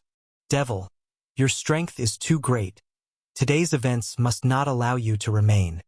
As Batagu Fanji spoke, his body shrank like a deflating balloon, reverting to the size of a normal person. Sujie wondered where Batagu Fanji had the confidence to say this, mocking, "Oh really? I'm quite pleased." As Sujie spoke, he was already in front of Batagu Fanji, his fists weaving shadows, forcing Batagu Fanji into tight situations, and if not for the Brahma Heaven Slaughter Tower, Sujie would have flattened him by now. Nonetheless, it was clear to all that it was only a matter of time before Batagu Fanji would be defeated. Watching the righteous and demonic cultivators over the Firefly Sea, they were left astounded by the outcome. Su Jie's combat ability was overly ferocious, and before Su Jie, Batagu Fanji, the strongest of esoteric Buddhism, seemed unable to counterattack and held almost no capacity to threaten Su Jie's life. Batagu Fanji understood this in his heart as well, facing the formidable Su Jie with gritted teeth. Devil, don't be arrogant. Even if I can't destroy you today, my Buddha is boundless. One day I will eradicate you, obliterate your demon heart, crush your demon body, and eternally suppress your young god under the Butcher Tower. As soon as he finished speaking, Batagu Fanji suddenly formed a spell. Awadi Paluo, who had been playing hide and seek with the thousand-handed centipede, suddenly stopped as it was being chased with no escape. He turned around and flew toward Batagu Fanji. My body, Batagu Fanji, what have you done? Awadi Paluo was terrified, roaring repeatedly. Not only him but Yapu, trapped in the 10,000 soul banner, also started to struggle desperately. His body began to ignore the countless Een souls gnawing at him, trying to escape from the banner, shouting angrily, Earth Soul Een Soul Technique, Batagu Fanji, when did you cast the spell on us? May you die a miserable death. Both of their bodies seemed beyond their control and were being manipulated by Batagu Fanji. Especially Awadi Paluo, he was in a terrible state. The thousand-handed centipede moved like a walking calamity, crushing mountains, turning the earth into magma, and sweeping down vast forests. His body transformed into a Taoist body, composed of Tao River's calamity energy and matter that made up the thousand-handed centipede. Awadi Paluo dared not even approach, let alone attack. Moreover, the thousand-handed centipede was completely impervious to all of Awadi Paluo's attacks. Its physical body could easily bear them, whereas each of its attacks was a weight Awadi Paluo's life could hardly bear. Awadi Paluo was visibly battered by the thousand-handed centipede. His Yangshan Dharma image withdrew into his body, his flesh seared to the point of being 7/10 done by the void abyss phosphorus fire, his legs frozen by 9 heavens frost ice, one arm torn by jade void thunder. His chest opened wide with most internal organs missing, making him look utterly miserable. If it weren't for the strong life force of the Purple Mansion cultivator, if it were any other cultivator, they would have been dead beyond recovery by now. At this moment, appearing in front of Su Jie, Awadi Paluo was nothing but a mere offering. Explode! Batagu Fanji turned, flying away without looking back. However, as he fled, he lightly uttered a word. Awadi Paluo's body stiffened, eyes filled with despair. Standing before Su Jie, his young god swelled to its utmost limit, and suddenly exploded, surprisingly choosing a technique of mutual destruction. The terrifying self-destructing young god shone brilliantly, resembling a sun crashing to earth. Its dazzling brightness made all creation silent. The power of young god's self-destruction was immense, even affecting Su Jie's chaos dharma image. Buzz! Buzz! The thousand-handed centipede shouted twice in anger, unexpectedly self-destructing as well, not yet having enough fun with Awadi Paluo. As for Su Jie's safety, the thousand-handed centipede had no concerns whatsoever. Meanwhile, Yaku also self-destructed as well, though his young god, tormented by Han Ruyan and devoured by countless Een souls, was ragged, limiting the power of his self-destruction. The 10,000 soul banner merely fluttered slightly. Han Ruyan gracefully emerged, gathered the soul banner, unharmed, unfazed by the explosion. Unlike Yaku, who couldn't take her down in combat, self-destruction made no difference. Moments later, as the turmoil subsided, Su Jie emerged from the brilliance, his body unscathed. Glancing at Batagu Fanji fading at the horizon's edge, Su Jie chuckled coldly. You may escape as a monk, but not your temple. With that, Su Jie flicked his fingertip, and a massive shadow outline soared from afar, the red shining immortal palace. Immediately, Su Jie ascended the red shining immortal palace, looked down over Firefly Sea Lake Heart Island, glanced at the righteous and demonic cultivators, and emitted a celestial voice. Everyone, join me as we march on the western regions. razing esoteric Buddhism to the ground. The Ghost Ridge Palace disciples were beside themselves with excitement, witnessing their sect master displaying divine prowess, shattering the three great divine monks of the western regions. Their hearts stirred. The righteous and demonic cultivators were equally dumbstruck, particularly the Chong Zhou demon cultivators who were about to slip away. Now, showing the most enthusiasm, cried vehemently, "Follow Su sect master. Annihilate esoteric Buddhism. Damn it! A bunch of bald monks daring to create chaos here. We must destroy their lair this time. I'll be the vanguard later. I must claim a grand opening victory for Su sect master."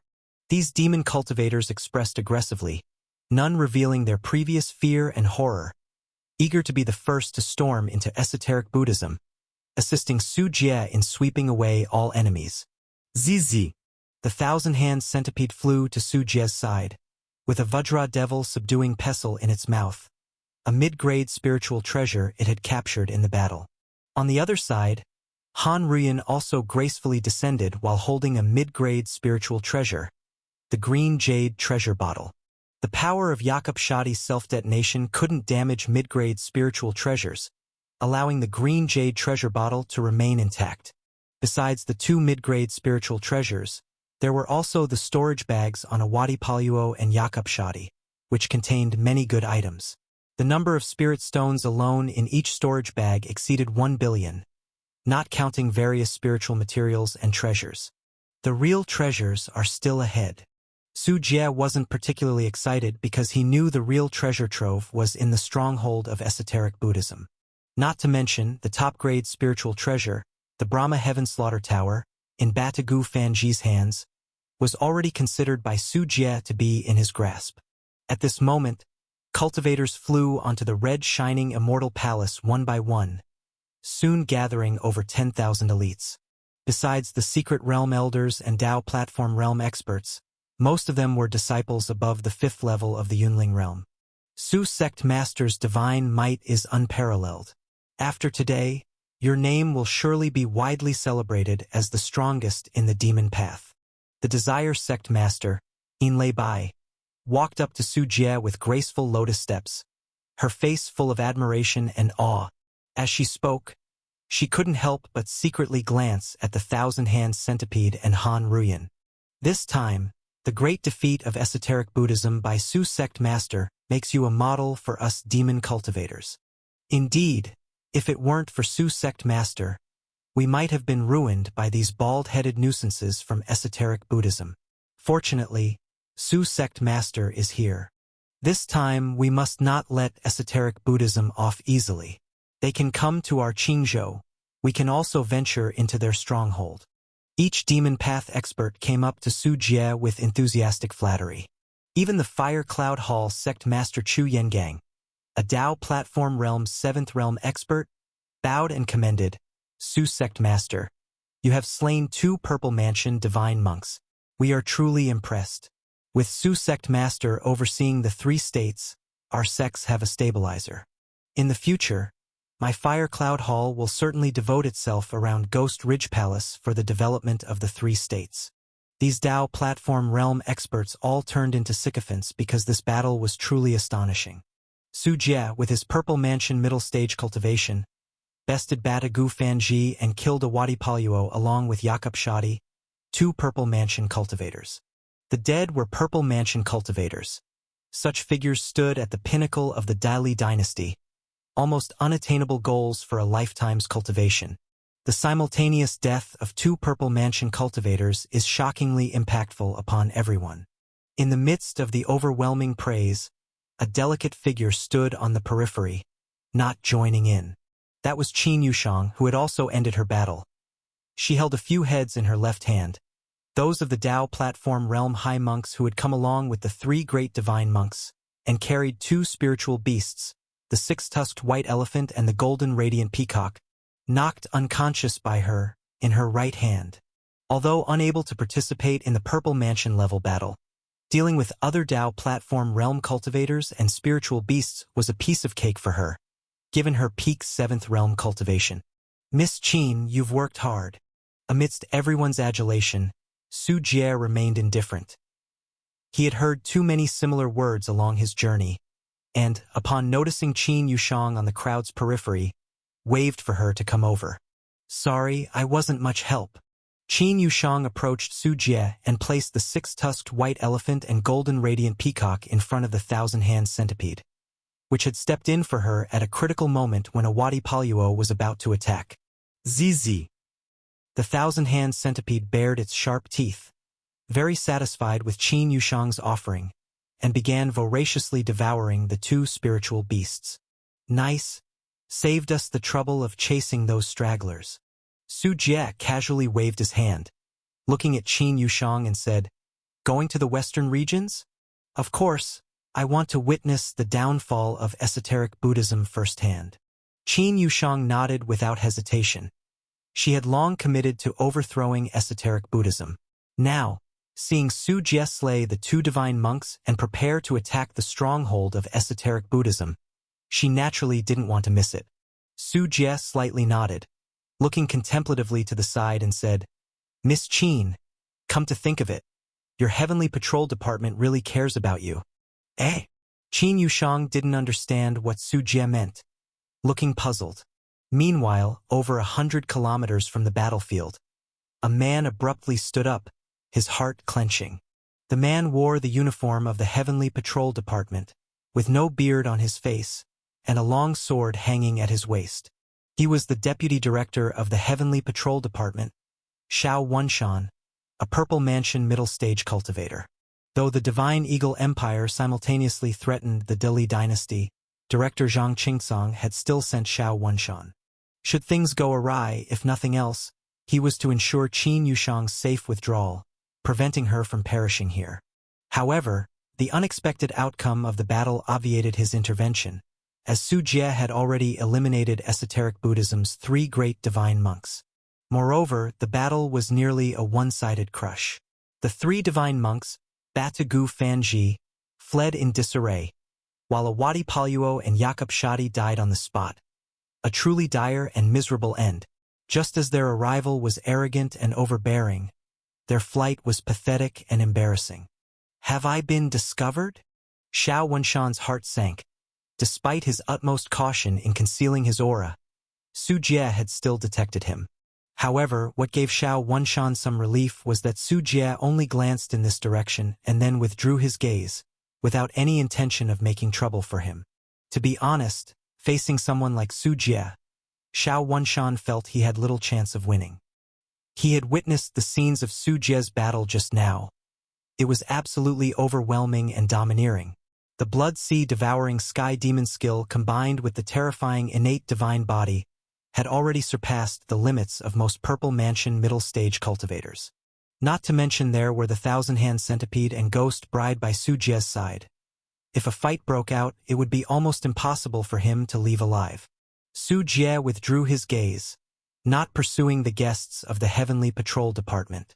Even before the battle began, Su Jie had noticed Xiao Wunshan's presence and knew he came for Qin Yushang, but Su Jie didn't pay too much attention to it. Everyone. Today the esoteric Buddhism dared to come to Qingzhou to insult our Ghost Ridge Palace. An enemy invades, we shall retaliate. Today, we will return and attack the stronghold of the esoteric sect to make them understand the consequences of offending our Ghost Ridge Palace. After saying this, Su Jie then instructed Han Ruyan to stay behind to guard the Firefly Sea, while he, himself, took the thousand-handed centipede and activated the red shining immortal palace to fly towards the west.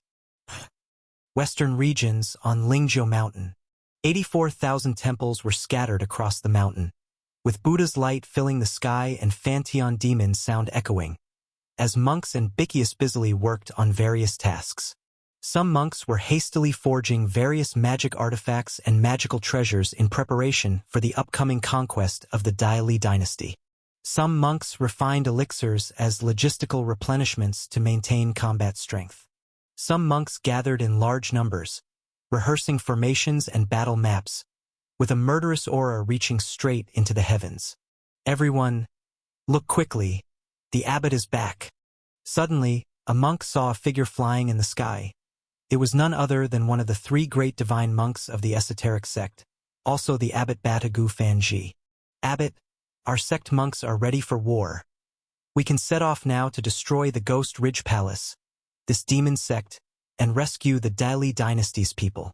A group of Taoist platform realm high monks eagerly took flight to welcome him, impatiently waiting for good news, ready to sweep the southern lands of the Dali dynasty and bring that fertile land under their control. Send my order. Starting immediately, seal the mountain, and all monks are prohibited from going outside. Prepare to resist foreign enemies. However, Batagu Fanji's voice came from the void, leaving the high monks present bewildered. What's going on? Aren't we supposed to charge into Qingzhou, annihilate the Ghost Ridge Palace, and replace it to manage the three states? Why are we suddenly going to seal the mountain for defensive purposes? This was not in the esoteric sect's plan at all. But as Batagu Fanji flew closer, the group of high monks saw his condition clearly, and their faces changed instantly. The normally dignified divine monk Batagu Fanji now had his kasaya soaked in blood, turning it red. Blood occasionally flowed from his mouth and nose even as he flew. Seeing this, the high monks fell silent, all stunned. In everyone's impression, the invincible Batagu Fanji was at mid-stage purple mansion cultivation. Who could harm him this badly? And why did Batagu Fanji return alone, with no sign of the other two divine monks? Combining Batagu Fanji's injuries and his orders to seal the mountain and defend, a foreboding premonition arose in everyone's heart. Abbot, where are divine monks Awadi and Yakub?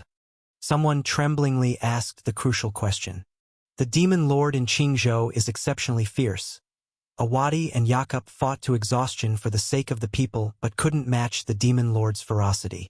Eventually, they fell short and perished in Qingzhou. Despite the sadness on his face, Batagu Fanji couldn't tell the truth of using Awadi Paluo and Yakub Shadi as meat shields to explode themselves, allowing him to escape. What? As their premonitions became reality, every high monk present turned pale.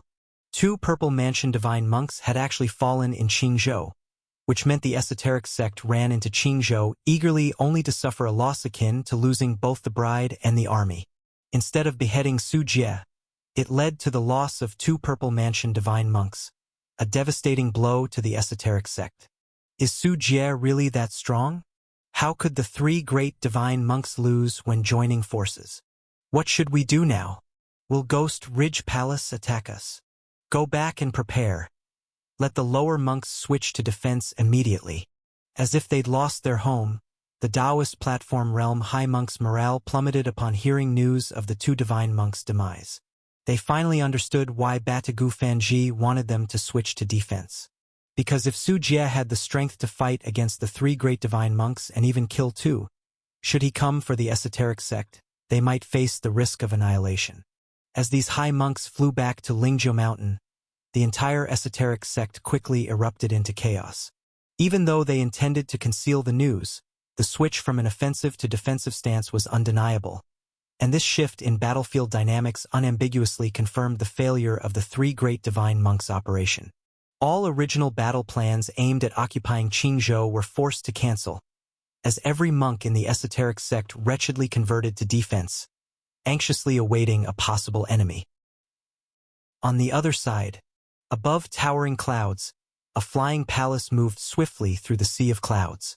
Flowing clouds surged outside the palace walls like waves, while the rune-carved jade steps disappeared and reappeared in the cloud mist, and the glazed tiles glinted with intersecting flows of red and gold under the sunlight. Groups of cultivators sat cross-legged in the palace, either engaging in cultivation or idly chatting in 3s and 4s. This was the red shining immortal palace, Su Jie's vehicle. Sect Master, the land here in the western regions is truly barren. No wonder the esoteric sect thought of coming to our Dali dynasty for exploitation. On the viewing platform of the red shining immortal palace, Zhang Junwei pointed at the yellow sandy desert and rolling dunes below the sea of clouds. The view was filled with sand, and only occasionally did a bit of verdant green appear, marking an oasis in the western regions. That oasis's scarcity made the land comparably poor, particularly against Dali dynasty's abundant lands. Su Jie, dressed in a black gold robe, folded his hands behind his back and spoke with deep eyes. Greedy enough to swallow an elephant. Since the esoteric sect dared to reach out, it's not just their paws we need to cut off but their heads as well. That makes sense. We are already mortal enemies with the esoteric sect. Leaving these harms unchecked is an ongoing risk. Zhang Junwei nodded repeatedly, understanding the demon cultivator logic of eradicating threats entirely. Especially with Batagu Fanji in the esoteric sect, he was a massive threat. Should he strike Ghost Ridge Palace when Su Jie wasn't there, it could mean losing all defenses. Su Jie, 300 miles ahead, lies Lingzhou Mountain, the location of the esoteric sect.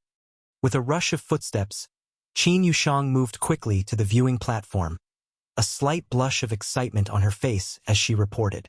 She was the guide of the red shining immortal palace, as no one present was more familiar with the esoteric sect. Without a guide in the sprawling desert, the only option would be asking locals route by route, costing valuable time. Send the order. Let all cultivators prepare. Su Jie waved his hand. Zhang Junwei nodded and quickly left to notify the cultivators to ready themselves for battle. Are you excited? Su Jie casually asked upon seeing Qin Yushang's flushed face. Yes. Thinking of eliminating the esoteric sect makes me uncontrollably excited. Qin Yushang openly admitted, seemingly reminiscing, over 30 years ago, during the Buddhist disaster in Fan State. For expanding, the esoteric sect used the Fantion demon sound to bewitch many locals, creating chaos. Later, the Heavenly Patrol Department came to restore order, and that's when the director took me in. Regarding my biological parents, although the director didn't clearly state it, I suspect they died during the chaos caused by the esoteric sect. I see. So you want revenge against the esoteric sect. After coming of age, I actively applied to spy on the esoteric sect. I can't bear seeing other people go through my tragic fate. In her eyes wasn't much sorrow, her focus solely on animosity towards the esoteric sect. This time you can personally participate in the downfall of the esoteric sect. It can be considered avenging your parents. Su Jie patted Qin Yushang's shoulder, then stepped past her towards the front of the red shining immortal palace. Qin Yushang bit her lip and, after a quick glance at Su Jie's back, chose to follow swiftly. A moment later, Lingzhou Mountain was in sight. Su Jie stood atop the Great Sun Cloud Palace, the highest building of the Red Shine Immortal Palace, gazing deeply towards Lingzhou Mountain. The mountain was covered with 1,000 Buddha towers, 84,000 Buddhist temples staggered along its slopes, and 800 Arhat halls glowed like divine fireflies. The majestic peak was hidden within the clouds, while the golden glazed tiles of the ancient temples reflected 7-colored Buddha's light, and the sandalwood incense smoke from the bronze burners twisted into the shape of a coiling dragon, lingering around the temples. Midway up the mountain, a 100-foot-tall statue of Shakyamuni Buddha gazed down with merciful eyes, holding a 7-treasure lotus platform in its palm, receiving nectar from the earth vein, as a waterfall plunged into a deep pool, creating countless rainbows. At the very top of Lingzhou Mountain, there was also a holy Bodhi tree with roots deeply embedded into the earth and void, absorbing vast amounts of spiritual energy. Amidst the knotted branches, the wrinkled bark condensed into spiritual charm with a 9-colored treasure light. Each golden leaf's veins glowed faintly, as if thousands of ever-burning lamps hung in the void. Lingzhou Mountain. What a magnificent scene! With his hands behind his back, Su Jie looked down upon Lingzhou Mountain. Behind Su Jie, thousands of cultivators formed an imposing army formation. Fortunately, soon this will all be mine. Su Jie's mouth curled into a cold smile. He waved his hand and shouted, "Sound the drums. Break into the lair of these bald donkeys." As soon as he spoke, 36 war drums made from Kuei's skin reverberated simultaneously. Towering disciples from the Dragon and Tiger sect, practitioners of physical cultivation, struck the war drums with their bare chests, causing the thunderous sounds to resonate across the sky dome. While Su Jie observed Lingzhou Mountain also took note of the presence of the Red Shine Immortal Palace. Enemy attack! Enemy attack! On Lingzhou Mountain, several Arhat monks rang the Buddha bell with great effort, the Buddha's voice echoed, shaking Lingzhou Mountain. 100,000 monks and bhikkhu gathered their gaze upward to see the red shine immortal palace, flying towards them like a mountain. The sea of clouds gradually pushed aside. The sky dome split a crimson gold seam. The red shine immortal palace shattered drifting clouds and descended slowly. It was constructed entirely from 12,800,000 blocks of red sky fire-patterned stone, each stone inhaling and exhaling cloud vapor, dyeing the sea of clouds within 100 miles of fiery red. On the sundial shaped like a three-legged golden crow, a figure stood with hands behind. A ferocious thousand-hand centipede perched on the left shoulder, eyes like lightning, chilling to the core. Over 10,000 powerful cultivators stood behind this person, and the upright battle flags fluttered intensely. Sword cultivators from the Golden Sword sect emitted sword glimmers, merging body with sword, and flying swords danced and sliced through the sky dome, shredding the cloud sea beyond recognition. Cultivators from Fire Cloud Palace traversed the void, leaving blazing flames igniting the vacuum, rapidly spreading great fires. Moreover, a formidable group of demons from Chongzhou stood menacingly, swarming black crows, waving the netherworld fire bone banner, releasing thousands of roaring Yin souls. Many disciples of esoteric Buddhism turned pale. As the dominant force in the western regions, they never expected someone would assault Lingzhou Mountain. Amitabha Buddha, Mr. Su, must you fight to the death and destroy us, leaving only fish and net? A Buddha's voice resounded. Batu Bone appeared at the crown of the holy Bodhi tree. With hands clasped, he endeavored to negotiate peace, even changing the title from devil to Mr. Su. Fishing net? Does a stray dog like you have the right to say this? Previously at our Ghost Ridge Palace's mountain gate, weren't you boasting you'd suppress and kill me? Now you want peace, you're playing quite the grand scheme. You started the war, but the end is up to me. Su Jie let out two cold laughs, finding Batu Bone's desire for a truce utterly ridiculous. Amitabha Buddha, there were previous misunderstandings about Mr. Su. I imagine Mr. Su has resentment in his heart. But who isn't suffering in this vast sea of people? Our esoteric Buddhism upholds the principle of care not to harm ants while sweeping, cherish moths by lanterns. In war, only countless cultivators suffer. As the saying goes, it's better to resolve enmity than to create it. Consider long-term perspectives. Mr. Su might as well ponder. If our two sects make peace, there are bound to be cooperative opportunities. Now with Dali dynasties crumbling, joining forces might allow us to establish our foothold, leading our respective sects to greater heights. Batu Bone kept trying, knowing he couldn't match Su Jie. A ceasefire would be best. Ha ha, old bald donkey, you're battling wits with the demon path. Once I seize your head and extract your soul into the 10,000 soul banner, I'll have plenty of time to listen to your enlightenment. Su Jie laughed maniacally, his arrogant and domineering smile turning Batu Bone's expression instantly dark.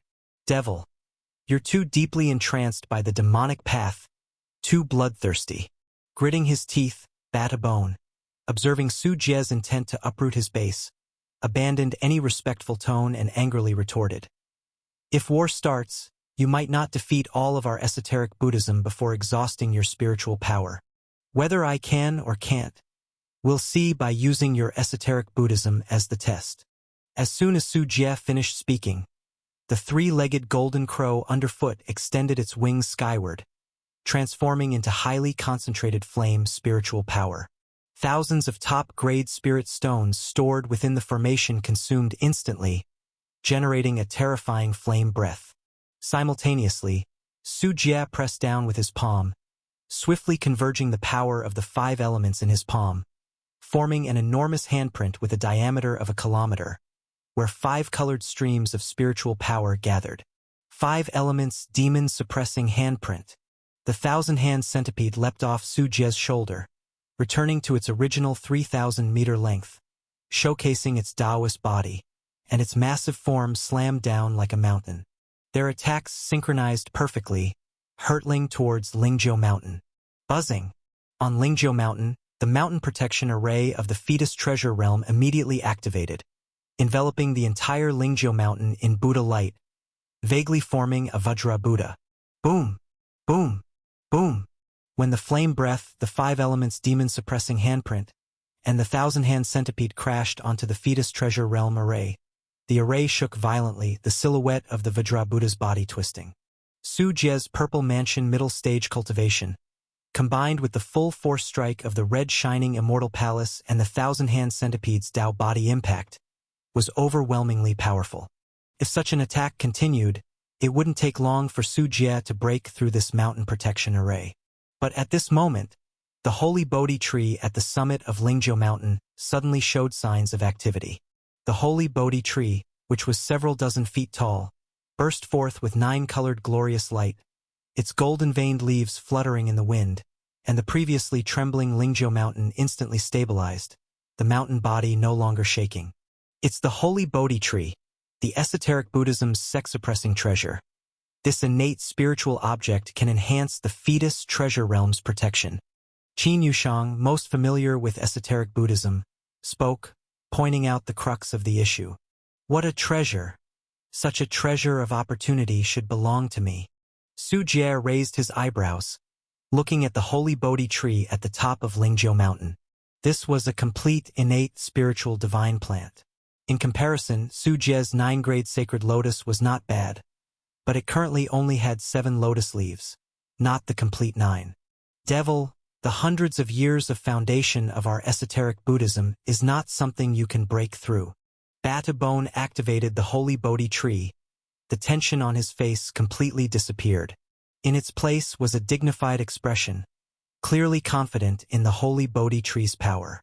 Su Jie patted the thousand-hand centipede, taking out the green phoenix red flood dragon fan and the green wave furious tide umbrella. With a wave of the green phoenix red flood dragon fan, the red flood dragon and green simurg interwove and soared, fanning divine fire across the sky. Magma erupted, and the earth transformed into a flowing magma lake as if it were red-hot iron. As the green wave furious tide umbrella rotated, the green wave carved on the umbrella surface turned from illusion into reality, raising 9 layers of blue sea waves, the height of the tsunami reaching halfway up Lingzhou Mountain. Meanwhile, Su Jie himself unleashed the blood sea devouring sky demon skill, an endless blood sea spreading to the horizon, forming a terrifying blood sea wave peak that blotted out the sky. Combined with the attacks of the red shining immortal palace and the thousand-hand centipede, it was as if a natural disaster threatening to shatter Lingzhou Mountain had formed. Buddha bless us. Oh no, I haven't lived enough yet. Amitabha, is it time to reincarnate? On Lingzhou Mountain, countless monks and Bichyo looked on in horror, their eyes filled with despair. Faced with such a cataclysm, they felt like ants, small and helpless, able only to await the judgment of this natural disaster.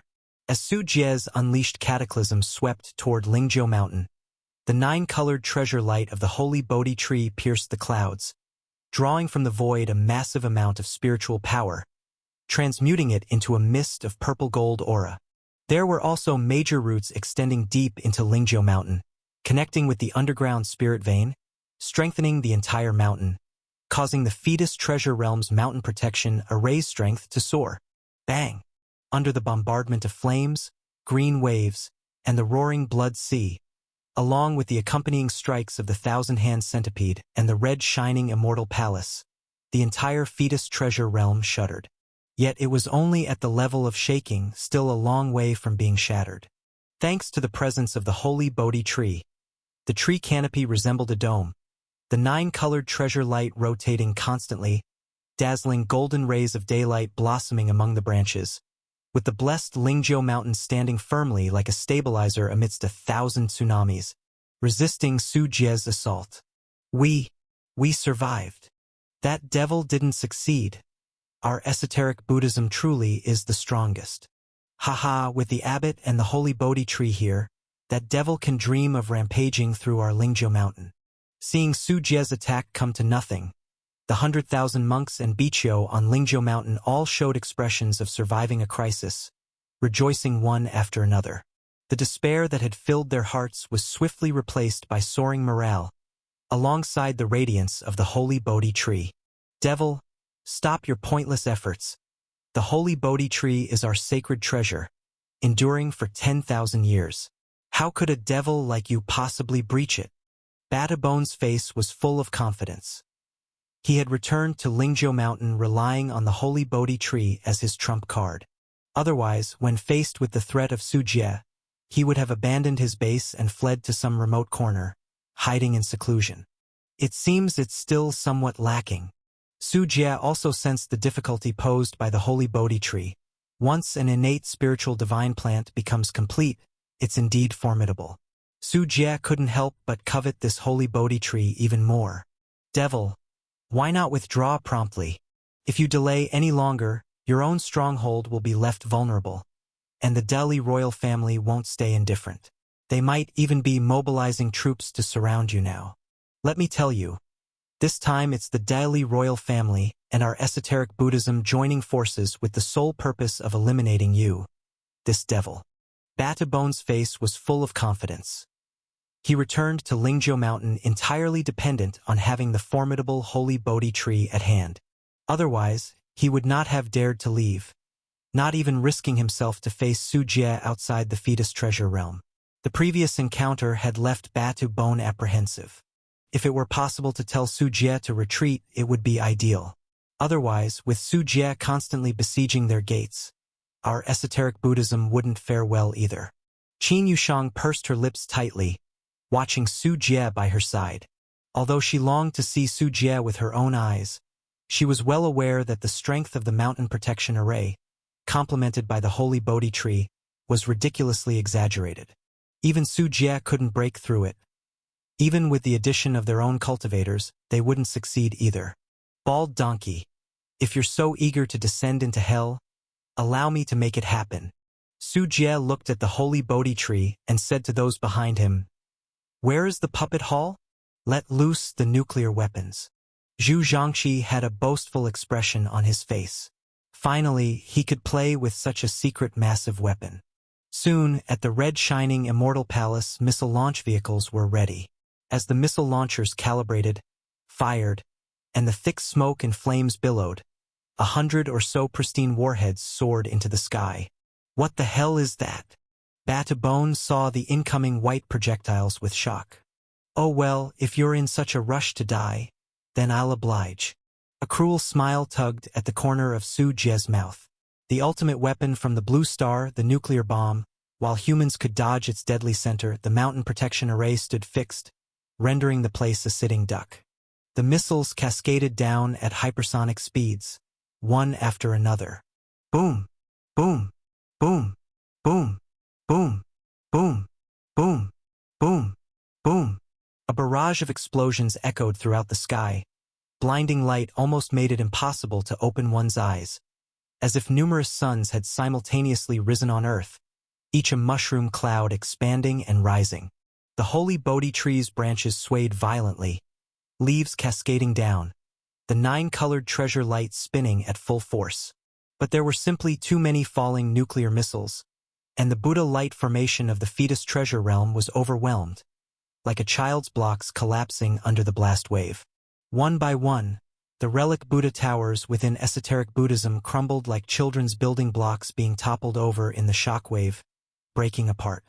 The bronze Buddha tripod melted into flowing liquid metal under the intense heat, and the waters of the 8-treasure lotus pond evaporated, while statues of bodhisattvas and Buddhas shattered into pieces, as if struck repeatedly until they turned to dust. Even long-serving hidden realm elders were outshone by such terrifying attacks. Many failed to evade, with their physical bodies ripped and ignited. Though their protective spirit light could withstand one nuclear blast shockwave, they could not withstand multiple onslaughts. Esoteric Buddhism's 100,000 monks, less than 1% survived, an utterly tragic result.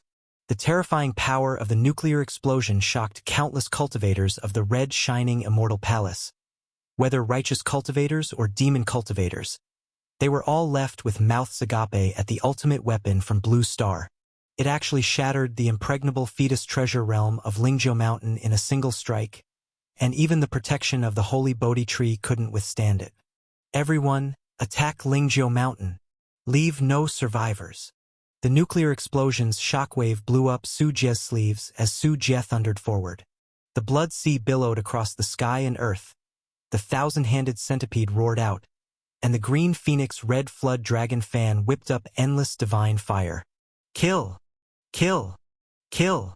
One by one, the cultivators flew through the air, following Su Jie's steps and charging into Lingzhou Mountain with great momentum.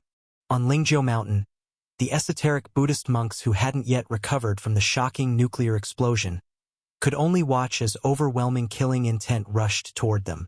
The thousand-handed centipede flew low across the sky, and pale corpse hands struck the ground, leaving deep pits filled with the blood and flesh of monks, mixed with dirt, while rays of purple light descended from the sky, melting each monk. Bald donkey, meet your end. Qin Yushang's skin shone with a jade-like gloss. Her body flew to the battlefield like a rainbow. Her delicate hand clenched into a fist and suddenly punched out. A Tao platform realm monk in front of her looked terrified and took out a magic treasure Vajra bottle to defend himself, but underestimated the force of Qin Yushang's punch. Qin Yushang, who practiced the 8 desolate dragon elephant skill, possessed immense strength, top among Tao platform realm cultivators, and her punch went straight through the magic treasure Vajra bottle, shattering it and piercing his body with shards. Then, in the dying eyes of this Tao platform realm high monk, Qin Yushang's fist pierced his chest, shattering all his organs, and his corpse fell from high in the sky. Qin Yushang retracted her fist, intending to continue pursuing other monks. But when she looked around, she found there was little room left for intervention, because more cultivators descended for a killing spree, relentlessly pursuing the esoteric Buddhist sect. After the nuclear explosion, less than 1 in 100 esoteric Buddhist monks survived, and all suffered varying degrees of injuries. Now facing the fully powerful Ghost Ridge Palace army, they stood no chance, chased endlessly to their deaths. The battle scene was entirely one-sided. Ghost Ridge Palace cultivators attacked 10 or even dozens on one. Surviving esoteric Buddhist monks were like prized morsels, not enough to stave off the cultivators' torture and beating. Qin Yushang couldn't help but turn her gaze to the summit of Lingzhou Mountain, where the Purple Mansion realm face-off was taking place. As the battle began, Su Jie targeted Bata Bone. To annihilate the esoteric Buddhist sect, Bata Bone was the primary target. Lest he escapes, the sect's destruction wouldn't mean true extermination. Bald donkey. Today the esoteric Buddhist sect will become history. Su Jie stood on the 9-grade sacred lotus, left hand wielding the green phoenix red flood dragon fan, right hand holding the green wave furious tide umbrella. With the netherworld soul capturing pearl hanging above, he charged straight at Bata Bone, fanning the green phoenix red flood dragon fan. Divine fire raging and forming a green simurgh and a red flood dragon to bite at Bata Bone. Devil! Seeing the murderous Su Jie, Bata Bone's soul was filled with dread. He shouted, "Wisdom holy tree, bless all beings, break evil and subdue demons." The holy Bodhi tree rose from the ground, roots extending from the void and earth, the crown and leaves swaying, its size continually shrinking. Finally transformed into a foot-tall small tree, radiating a hazy 9-colored treasure light held by Bata Bone. The divine flame of the green simurgh and red flood dragon swept across. In theory, fire overcomes wood, which is why Su Jie used the green phoenix red flood dragon fan. But being innate spiritual objects themselves, the divine fire of the green phoenix red flood dragon fan couldn't burn the holy Bodhi tree at all. All were blocked by the hazy 9-colored treasure light. Seeing this, Su Jie pressed forward boldly. Relying on his innate divine body capable of shattering mountains, he kicked at Bata Bone. Bata Bone swung the holy Bodhi tree in counteraction, smashing down on Su Jie head-on. Bang! The 9-inch branches of the holy Bodhi tree emitted boundless light halos. Su Jie felt as if he kicked onto the 9 heavens' divine mountain. The holy Bodhi tree slightly swayed.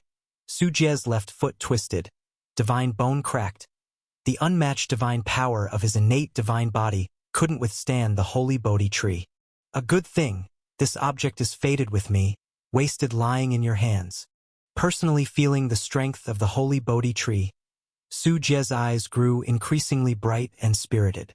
Humph, devil, dying yet coveting the sacred object of my sect. Seeing Sujie's gaze, Bada Bone was enraged, grasped the holy Bodhi tree with one hand, and held the Brahma Heaven Slaughter Tower with the other, actively attacking Sujie. Midway, the 9-colored treasure light of the holy Bodhi tree enveloped Bada Bone, making his Kasaya billow like a golden rock spreading its wings. His physical body and spiritual power received the holy Bodhi tree's blessing, greatly enhancing divine power and spirit power.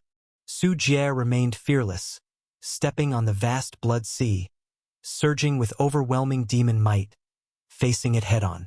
Bada Bone resumed a colossal form with 3 heads and 6 arms, hand gesturing the fearless Vajrasil, the Brahma Heaven Slaughter Tower pressing down on Sujie.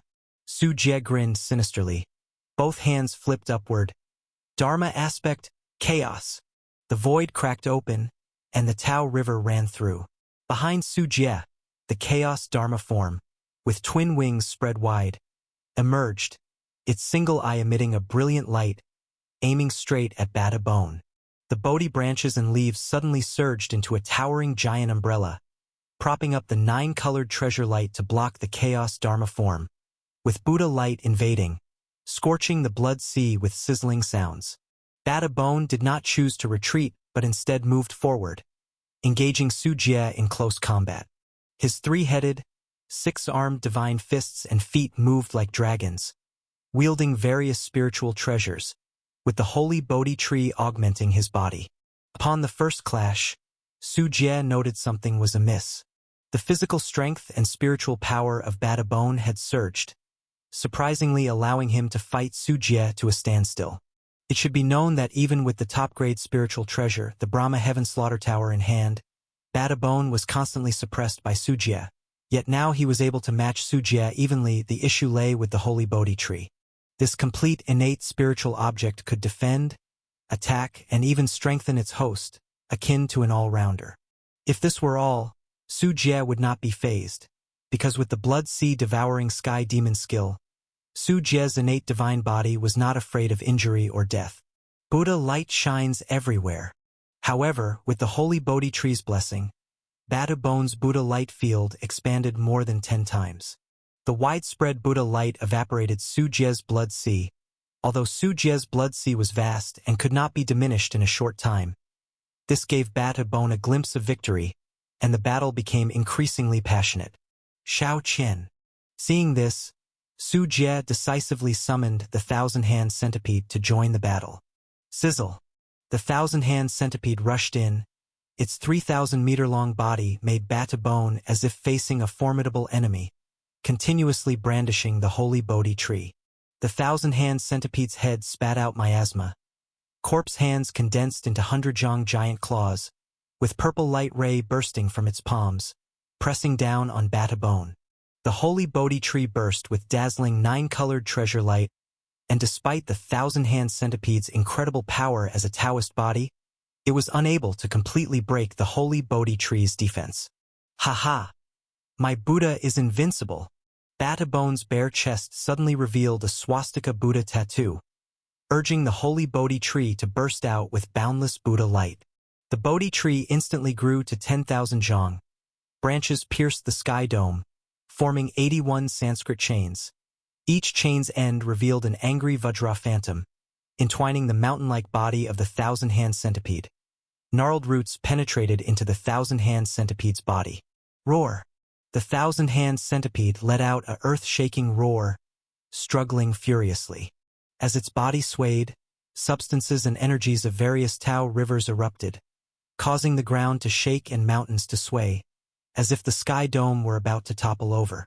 And when the holy Bodhi tree bound the 1,000-hand centipede, Sujie had already arrived in front of Bada Bone. The netherworld soul-capturing pearl was used by Sujie to pull at Bada Bone's yang god. However, the holy Bodhi tree still played its role, protecting Bada Bone's physical body and yang god, making Bada Bone's yang god incomparably stable. Even the ghost soul-capturing pearl could not shake it. But the time the 1,000-hand centipede fought for was enough for Sujie. The 9-grade sacred lotus appeared in Sujie's palm. Although it wasn't complete, the holy Bodhi tree wasn't fully defensive either, as a lot of power was divided by the thousand-hand centipede.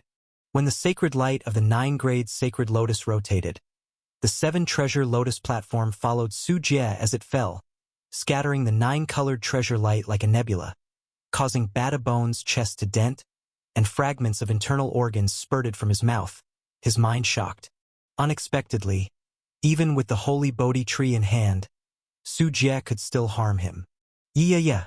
At the same time, on the thorny crown atop the thousand-hand centipede's head, the annual ringworm was awakened. Its round, plump body flipped upright. Seeing the thousand-hand centipede entwined by the towering holy Bodhi tree, it immediately cried out. Previously, it had been snoozing atop the thousand-hand centipede's head, not showing up even during intense battle, until the binding holy Bodhi tree woke it up, and with its waking rage, seeing the roots and branches of the holy Bodhi tree piercing into the insect's body, witnessing the heavily injured thousand-hand centipede, how could it hold back? Yeah. The annual ringworm puffed its cheeks, and as the older brother figure, seeing Bata Bone bully the thousand-hand centipede, it showed an uncharacteristic emotional anger for the first time. As the annual ringworm opened its mouth and spat, layers of void were compressed. An invisible power of time pierced through the void, reversing yin and yang, dimming the 9-colored treasure light. The originally 9-colored treasure light reduced directly to 8-colored treasure light. The body size of the holy Bodhi tree also shrank by 1,000 zhang. As if time was reversed on its form, from the complete 9-colored treasure light divine plant, it transformed into the almost complete 8-colored treasure light. A single word's difference made a world of difference in combat. The thousand-hand centipede, originally bound by the holy Bodhi tree and unable to break free, after the holy Bodhi tree was weakened, writhed its body forcefully, breaking the entwining branches and root chains of the holy Bodhi tree, regaining its freedom. Sizzle! The thousand-hand centipede emitted a joyous cry. Yeah! The annual ringworm panted heavily, exceedingly tired. Employing the power of time on an innate divine plant like the holy Bodhi tree was indeed quite challenging for the annual ringworm. How is this possible? Bata Bone was shocked, his eyes staring blankly, staring at the holy Bodhi tree in his hand, reverting to an 8-colored treasure light, finding it hard to believe the power of time could affect the sex treasure invulnerable to all methods. Bald donkey, do you think only your sect has a treasured relic? Our Ghost Ridge Palace has one too. Su Jie cheered in his heart. He didn't expect the annual ringworm to be so powerful. This was Su Jie's first time seeing the full force of the annual ringworm, even causing the holy Bodhi tree to reverse time, living up to its full glory. In the past, the annual ringworm was either always asleep or constantly feasting on various spiritual materials and treasures. When it came to battle, it would sleep through it or shirk its duties. Today, for the thousand-handed centipede, it gave its all, showing Su Jie the power of his sect's ancestors. With the help of the annual ringworm, Su Jie naturally wouldn't waste this golden opportunity. The 96,000 apertures in his body seemed like gods opening their eyes, possessing strength to bind a dragon, and he struck the Bata Bone with the 9-grade sacred lotus infused in his fist. Crack! Su Jie's punch landed on the Bata Bone's right arm, tearing the shoulder muscles and breaking the bones, causing the arm to fall off. More importantly, this lost arm was holding the holy Bodhi tree. No! Bata Bone was terrified, as the remaining 5 arms desperately reached for the holy Bodhi tree, but it was too late. Countless pale corpse hands emerged from the void, seizing the holy Bodhi tree first and capturing this powerful innate spiritual object. Return it! Give back my holy Bodhi tree! Bata Bone was furious, his defenses shattered by Su Jie's robber-like actions. What do you mean your holy Bodhi tree? This is the ancestral treasure of our Ghost Ridge Palace, previously stolen by you bald donkeys, and now returned to its rightful owner. It's only fair. Su Jie grinned, revealing a set of white teeth, as he admired the holy Bodhi tree in his hands, elatedly.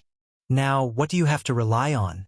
Su Jie's gaze was ruthless as he looked at Bata Bone, as if staring at a lamb waiting to be slaughtered. Whoosh! Without a second thought, Bada Bone turned to flee. Without the holy Bodhi tree, he was no match for Sujie. However, the thousand-handed centipede was already storming in. It bore a deep grudge for being opposed by the holy Bodhi tree moments before. Roars shook the sky as the thousand-handed centipede, filled with immense fury, opened its bloody maw and bit into the three-headed six-armed body of Bada Bone. Bada Bone attempted to fight back with the Brahma Heaven Slaughter Tower, but Sujie lifted the holy Bodhi tree, waving it toward Bada Bone. Innate spiritual objects are naturally birthed by the world and do not recognize owners like personal cultivator-made magical treasures. It's all about how familiar one is in wielding them, and if one can unleash their power. Sujie hadn't mastered the holy Bodhi tree yet, but it was sufficient. The tree crown transformed into 8 thick wooden dragons, with tender green shoots and leaves growing on their bodies, like 8 azure dragons, firmly suppressing the Brahma Heaven Slaughter Tower, confining the Buddha light to a tiny spot. Once the Brahma Heaven Slaughter Tower was suppressed, facing the thousand-handed centipede's bite, Bada Bone could only form the immovable Ming King seal with his hands, his 3 heads and 6 arms channeling the protective cultivation technique. The Lengyan mantra's Sanskrit transformed into golden characters, forming Buddhist golden light. But all this was futile, as the thousand-handed centipede's ferocious maw suddenly clamped shut, its fangs piercing Bada Bone's Buddhist golden light, biting onto Bada Bone's neck. The hundreds of meters tall 3-headed 6-armed body was as fragile as paper before the thousand-handed centipede, an upper-grade 9 refinement goo worm. The centipede's fangs tore through his windpipe, snapping his cervical vertebrae.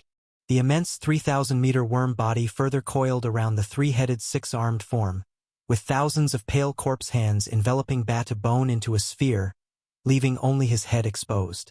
With the pale corpse hands squeezing, Bada Bone's physical body was like tossed into a blender, flesh compressed into paste, bones shattered, organs burst.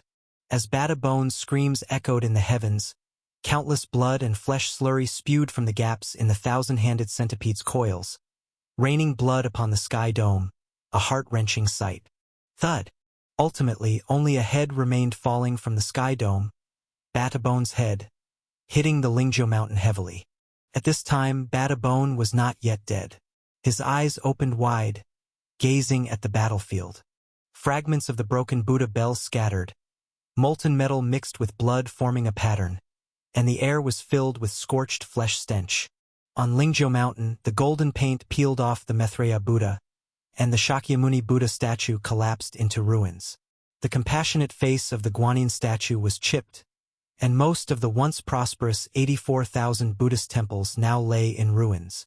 The joint siege by the righteous sects and demon path of Ghost Ridge Palace left all esoteric Buddhist disciples and high monks dead and beaten, with monk corpses covering Lingzhou mountain and blood soaking every inch of land. Devil, you will meet a miserable end. Bada Bone cried with grief, just a head remaining, moved by the scenery. Whether saddened by the demise of esoteric Buddhism or terrified of his imminent death was unclear. Ha! A miserable end for me? Your Buddhism is here today because of you. Bald donkey. In this world, the winner takes all. Sujie stepped on Bada Bone's head, mocking, when you went to Qingzhou, didn't you plan to replace our Ghost Ridge Palace's rule? You exterminating demons is following destiny. But us exterminating Buddhists is an abomination. This is the funniest joke I've ever heard.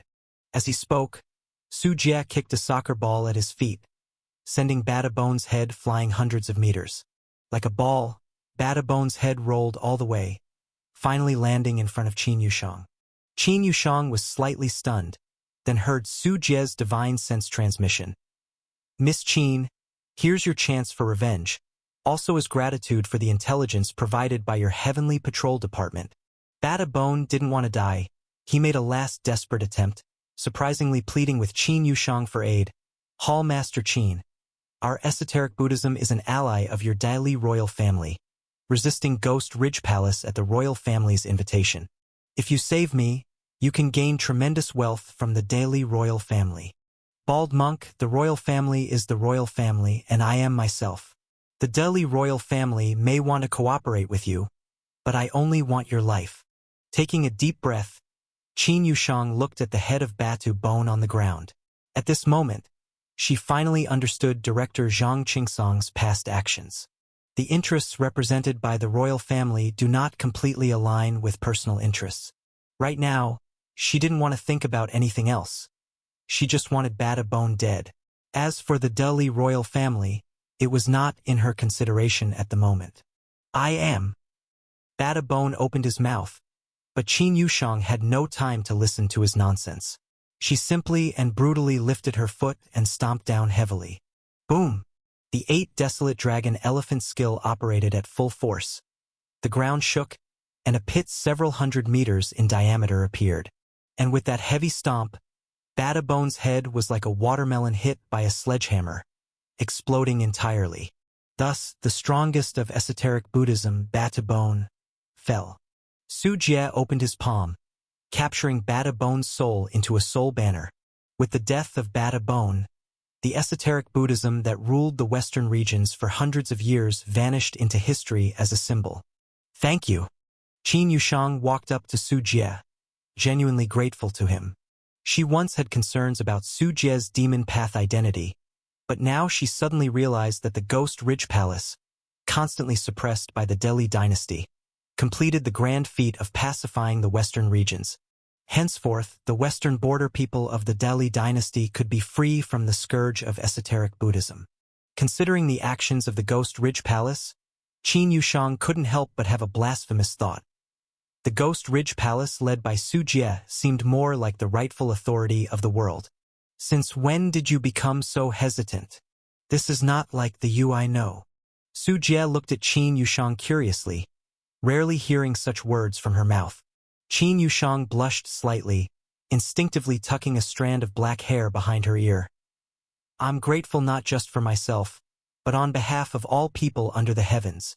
Without the threat of esoteric Buddhism, the western part of the Delhi dynasty will become much more stable, and the people of the western 4 states can live better. Su Jie shrugged upon hearing this, teasing. I'm not as righteous as you say. Everything I did was for myself. Besides, even without esoteric Buddhism, the people within the Delhi dynasty might not necessarily live better. Their hardships often come from within the Delhi dynasty itself. A gentleman judges others by their actions, not their intentions. What you've done indeed benefits the people, which is beyond doubt. It's beneficial to the people but still a thorn in the side of the Delhi dynasty, though I don't really care. Su Jie grinned, choosing not to argue with Qin Yushang further. He turned to collect the spoils of his battle. The treasure pavilion of esoteric Buddhism on Lingzhou Mountain was quite concealed. However, for demon cultivators skilled in wiping out families, no treasure hidden deep can be unfound. Over an hour later, Su Jie appeared in a sparkling underground chamber. It was piled with spirit stones like small mountains, along with various spiritual materials, minerals, elixirs, cultivation techniques, etc. The amount was so large that it took the Ghost Ridge Palace personnel several hours to record everything meticulously. Rough estimates placed the value of the spoils seized from esoteric Buddhism at over 50 billion spirit stones. This was the accumulation of hundreds of years of plundering the western regions by esoteric Buddhism, now all falling cheaply to Su Jie. Moreover, this figure didn't account for the holy bodhisattva tree, a complete innate spiritual divine plant whose value is immeasurable and worth more than all of esoteric Buddhism's spoils combined. It can be said that by overthrowing esoteric Buddhism, Su Jie acquired an enormous wealth, enough to make any power envy red-eyed. But with the esoteric Buddhism overseen by 3 Purple Mansion great powers, being able to acquire this wealth was also Su Jie's due. Other forces were aware of esoteric Buddhism's immense wealth, as the renowned Holy Bodhi tree was known to many in the Delhi dynasty. They refrained from action out of fear of the 3 Purple Mansion cultivators. After obtaining a vast fortune, Su Jie was not stingy. He awarded credit to the participating cultivators and left some to begin controlling the power vacuum left by esoteric Buddhism's downfall, indirectly assuming control over the western regions. A week later, after handling the western region's affairs simply, Su Jie led most of his forces, aboard the red shining immortal palace, to return home in triumph. At this time, the news of esoteric Buddhism's downfall, through merchants operating in the western regions, finally spread back to the Dali dynasty, causing a sensation throughout the court and the general populace. The three great divine monks of esoteric Buddhism launched a surprise attack on the Firefly Sea in Qingzhou, but Su Jie of the Ghost Ridge Palace managed to slay 2 of the divine monks. Subsequently, Su Jie led his group aboard the red shining Immortal Palace to raid the western regions. In a single decisive strike, he annihilated the last divine monk, Bada Bone, completely eradicating the esoteric Buddhism that had ruled the western regions for hundreds of years, leaving not a single survivor. Even the Lingzhou mountain was stained red with blood. When this series of events reached the Dali dynasty, it was like a meteor crashing into the earth, causing an uproar across the dynasty, leaving everyone astonished beyond measure. Any cultivator knows the value of a purple mansion cultivator. Such practitioners are so rare that it's difficult to even catch a glimpse of one, as they stand at the pinnacle of the Dali dynasty. The fall of any purple mansion cultivator would shake the world and bring about significant changes in power dynamics. Yet 3 purple mansion divine monks had perished, and the esoteric Buddhism had fallen. The impact of this was tremendous. In the Dali dynasty in the north at Jinzhou within the Sky Peak mountain range, a massive city wall stretches for thousands of miles along the border, meandering like a giant dragon lying between the mountains. The Sky Peak mountain range is the largest mountain range in the north, with rugged and complex terrain, and peaks that stretch into the horizon. On the southern side of the Sky Peak mountain range, the land consists primarily of hilly terrain, with some military settlements engaged in irrigation and farming, and not many civilian villages. Due to the raids from the Divine Eagle Empire, many villagers suffered the calamity of war, either perishing or being taken as slaves or servants by the empire. The survivors joined the refugees' migration, not daring to stay in the land of Jinzhou. Over the mountains, to the north of the Sky Peak mountain range, lies an endless, vast grassland. At a glance, the blue-green grass stretches like a carpet to where the blue sky meets the white clouds. Jinzhou is the front line where the Dali dynasty borders the Divine Eagle Empire. To guard against the Divine Eagle Empire, the Dali dynasty expended great resources over 500 years ago to build the Jade Dragon Pass, the extensive city wall. This is essentially formed from multiple formations, a powerful Tao formation of unparalleled might. However, maintaining the Jade Dragon Pass is extremely costly, requiring annual repairs and the consumption of spirit stones and spiritual materials. In recent years, as the Dali dynasty has declined, the budget for spirit stones at the Jade Dragon Pass has continually been reduced, resulting in poor maintenance. Many nodes of the formation have been neglected for years, and the lack of spirit stone reserves as energy has exacerbated the problem. The Divine Eagle Empire frequently finds gaps to bypass Jade Dragon Pass, entering Jinzhou to plunder the Dali dynasty's lands and then retreat with impunity, leaving bloody tragedies in their wake. At this moment, on the peak of the main mountain of Jade Dragon Pass, a figure stands. The cold mountain wind flutters his garments, and his eyes are deep, seemingly seeing thousands of miles away. He is Zhang Qingcang, the director of the Heavenly Patrol Department. Due to the large-scale movements of the Divine Eagle Empire at this time, as the director of the Heavenly Patrol Department, he came to Jade Dragon Pass to oversee affairs. Zhang Qingcang had already surmised that the Divine Eagle Empire's movements were likely a feigned attack, with objectives linked to the actions of esoteric Buddhism. "Director, are you listening to me?" A voice came from behind, carrying a tone of helplessness. Zhang Qingcang, with his hands behind his back, turned around with a hint of surprise on his calm face and looked at Deputy Director Xiao Wunshan, asking, "So, Su Jie is in the Purple Mansion middle stage?" Standing before Zhang Qingcang was a middle-aged scholar with a mystic sword at his waist, Xiao Wunshan, the Deputy Director of the Heavenly Patrol Department, who had rushed back from Qingzhou to report the situation to Zhang Qingcang. Xiao Wunshan smiled wryly, recalling witnessing Su Jie fight the 3 great divine monks at Firefly Sea, and swallowed, saying, "Director, you are correct. Su Jie is not only a Purple Mansion middle-stage cultivator, but his strength far exceeds normal limits." His blood sea-devouring sky demon skill is exceedingly profound, and his innate divine body defies understanding, with physical strength rarely seen. Moreover, he holds numerous treasures, fighting with unimaginable power. Truthfully, even if I were to face this devil, I would stand no chance. His talent is simply astonishing. Xiao Wunshan is a Purple Mansion middle-stage cultivator. To reach the Purple Mansion realm, each is a dragon among men, often regarded as a genius or an immortal seed since youth. However, having personally witnessed Su Jie's combat, Xiao Wunshan admitted Su Jie's talent was far superior to his own, highlighting the profound impact Su Jie had on him. That's truly remarkable. It seems that my Deli dynasty teems with talent, with successors arising. Zhang Qingcang sighed with emotion. He hadn't anticipated this outcome. Initially, sending Xiao Wunshan to Qingzhou was intended to act according to circumstances, secretly aiding Su Jie against the threat of esoteric Buddhism. At the very least, he aimed to bring Qin Yushang back safely.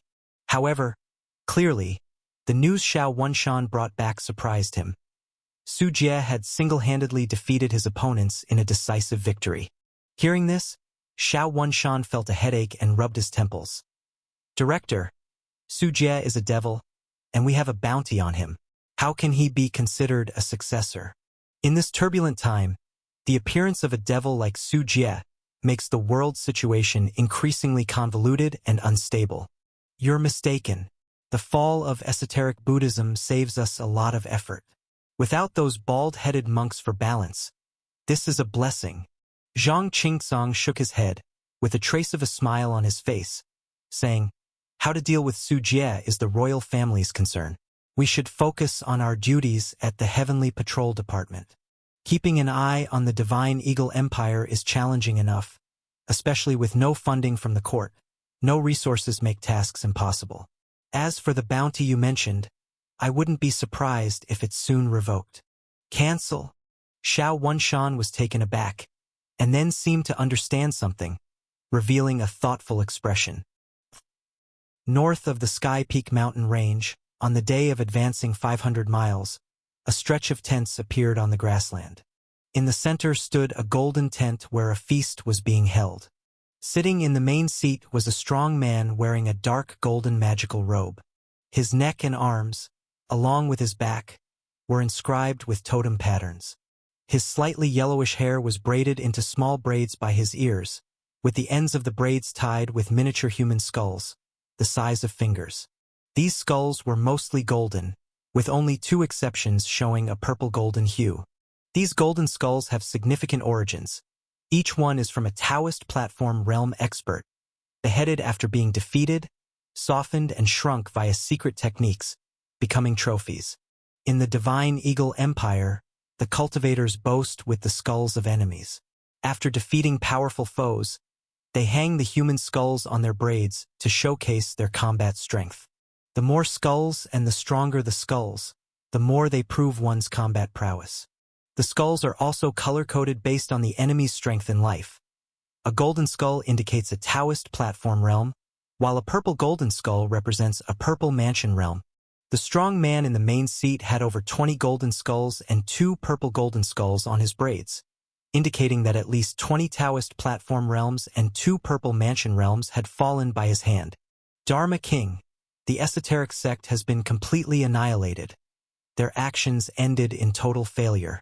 A spy returning from the Deli dynasty knelt on the ground, reporting the most explosive news within the Deli dynasty territory. Those bald thieves are utterly useless. We even raided Jade Dragon Pass as a diversion for them, yet they couldn't even handle the Ghost Ridge Palace.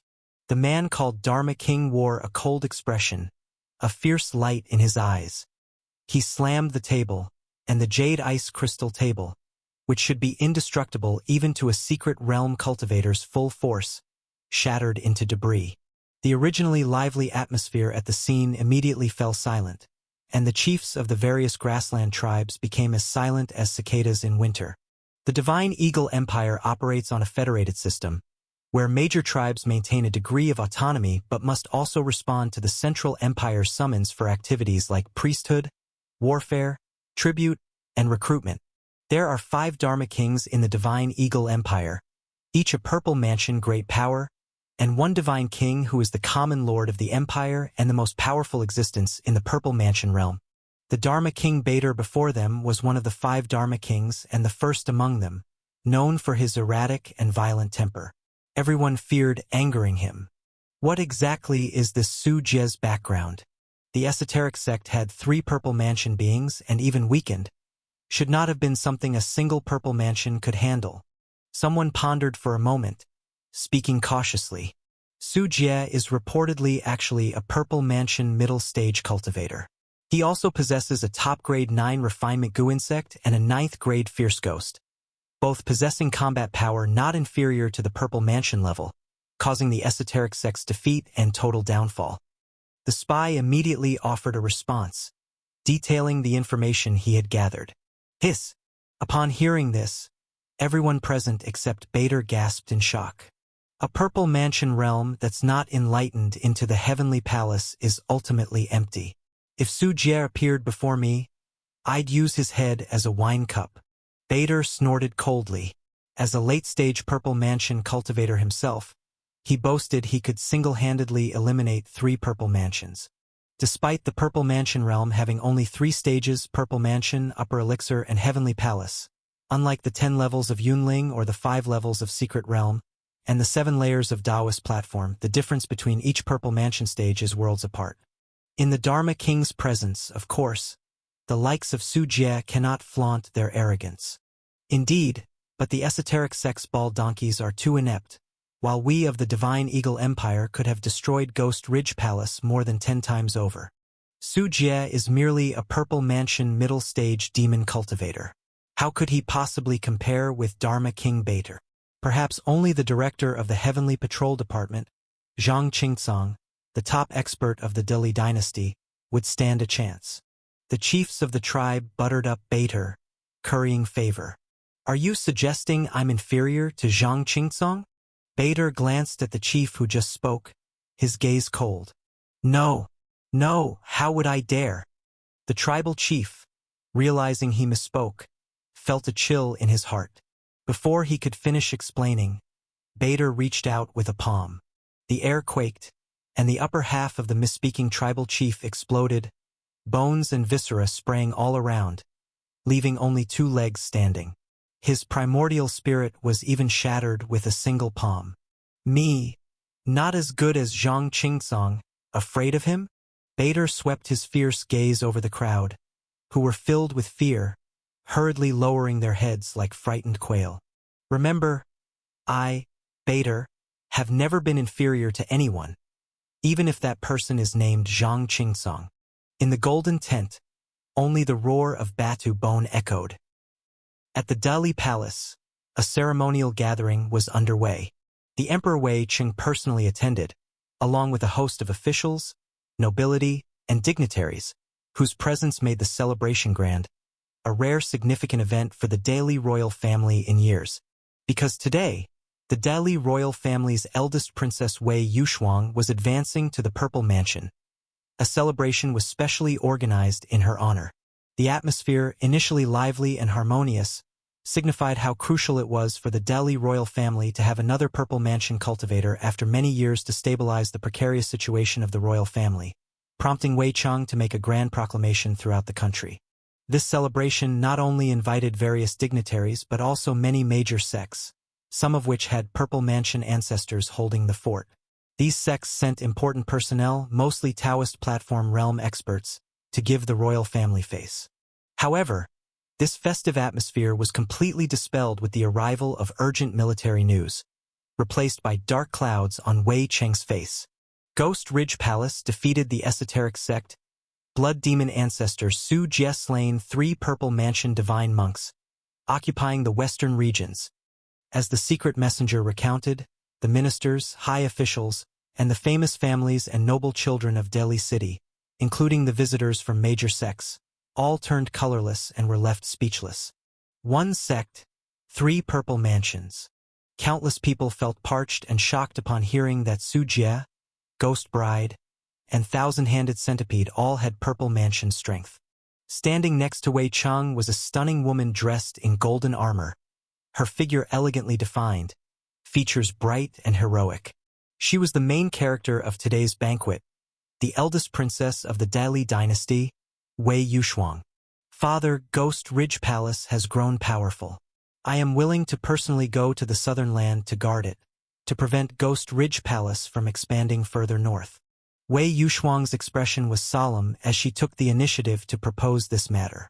Using the dragon capturing skill, she further advanced the royal family's supreme art, dragon suppressing, heavenly net divine scripture, successfully advancing to the Purple Mansion realm. Having achieved the Purple Mansion through immense effort, she suddenly heard the news about Ghost Ridge Palace's 1 sect, 3 Purple Mansions, and that Su Jie himself was a Purple Mansion middle-stage cultivator. The pride she had felt for advancing to the Purple Mansion was instantly swept away. No. However, Wei Cheng shook his head in refusal without a thought.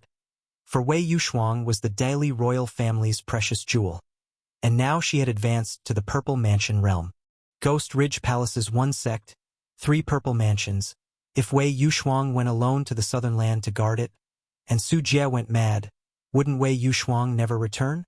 But Ghost Ridge Palace now occupies the southern 3 states and has overthrown the esoteric sect in the western regions. If not stopped, Wei Yuxuang frowned deeply. The power of Ghost Ridge Palace was immense, far surpassing the esoteric sect of Buddhism. If they were to sweep through the world, the Dali dynasty's rule would be endangered. Your Majesty, Ghost Ridge Palace is now too large and difficult to handle. It would be better to adopt a policy of appeasement, wait until we have more strength available, and then slowly deal with this demonic threat. At this time, a minister suddenly spoke up, offering a suggestion. Many ministers' eyes lit up. They were also afraid of Ghost Ridge Palace moving north. After all, it was led by demon cultivators known for their cruel and ruthless methods. If Ghost Ridge Palace took control, they wouldn't continue to enjoy their current comfortable lives. Your Majesty, I too believe this is wise.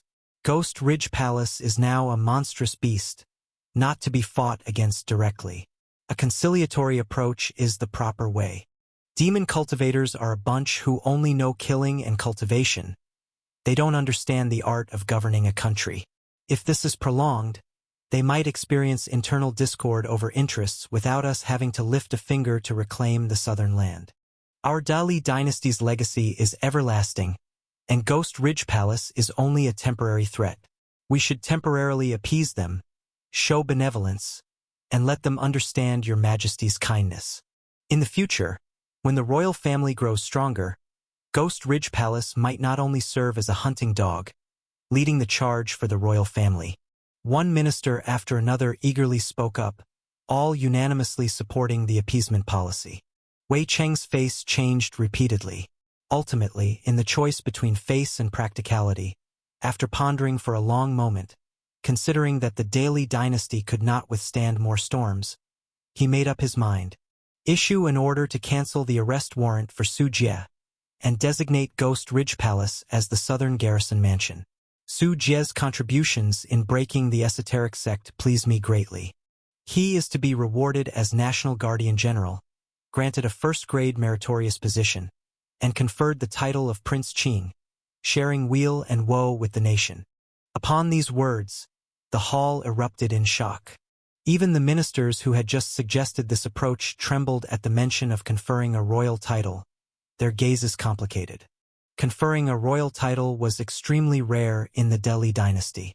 It was a great honor, a title countless ministers and nobles sought after but could not obtain. However, with 1 sect possessing 3 purple mansions, the Dali royal family had no choice but to confer a royal title. If they failed to appease properly, what if the other side attacked Dali City directly? If such an event occurred, their lives as ministers would become untenable, regardless of whether Ghost Ridge Palace could capture Dali City. Even if unsuccessful, it would severely damage the Dali dynasty, bringing the royal family to its knees, sealing their fate. No one wanted this to happen. Not to mention, if Ghost Ridge Palace did manage to take Dali City, given the demon cultivator style and methods, the days for these ministers and nobles would certainly not be as good as they are now. Wei Yushuang bit her red lips, suddenly feeling a deep sense of powerlessness. Originally believing that achieving the Purple Mansion realm would allow her to salvage the collapsing structure, this news was like a blow to her head. She suddenly realized that even in the Purple Mansion realm, her capabilities remain limited, especially when facing Ghost Ridge Palace. Her strength was still far from sufficient, requiring many compromises and concessions. Some sect cultivators present had peculiar looks upon hearing Wei Cheng's words. They were all Taoist platform realm cultivators, some sect leaders and supreme elders, all seasoned and knowledgeable. But regarding conferring royal titles to sect masters, they truly had never seen this before. In the Delhi dynasty, sects had always been targets of the Delhi royal family's vigilance and suppression.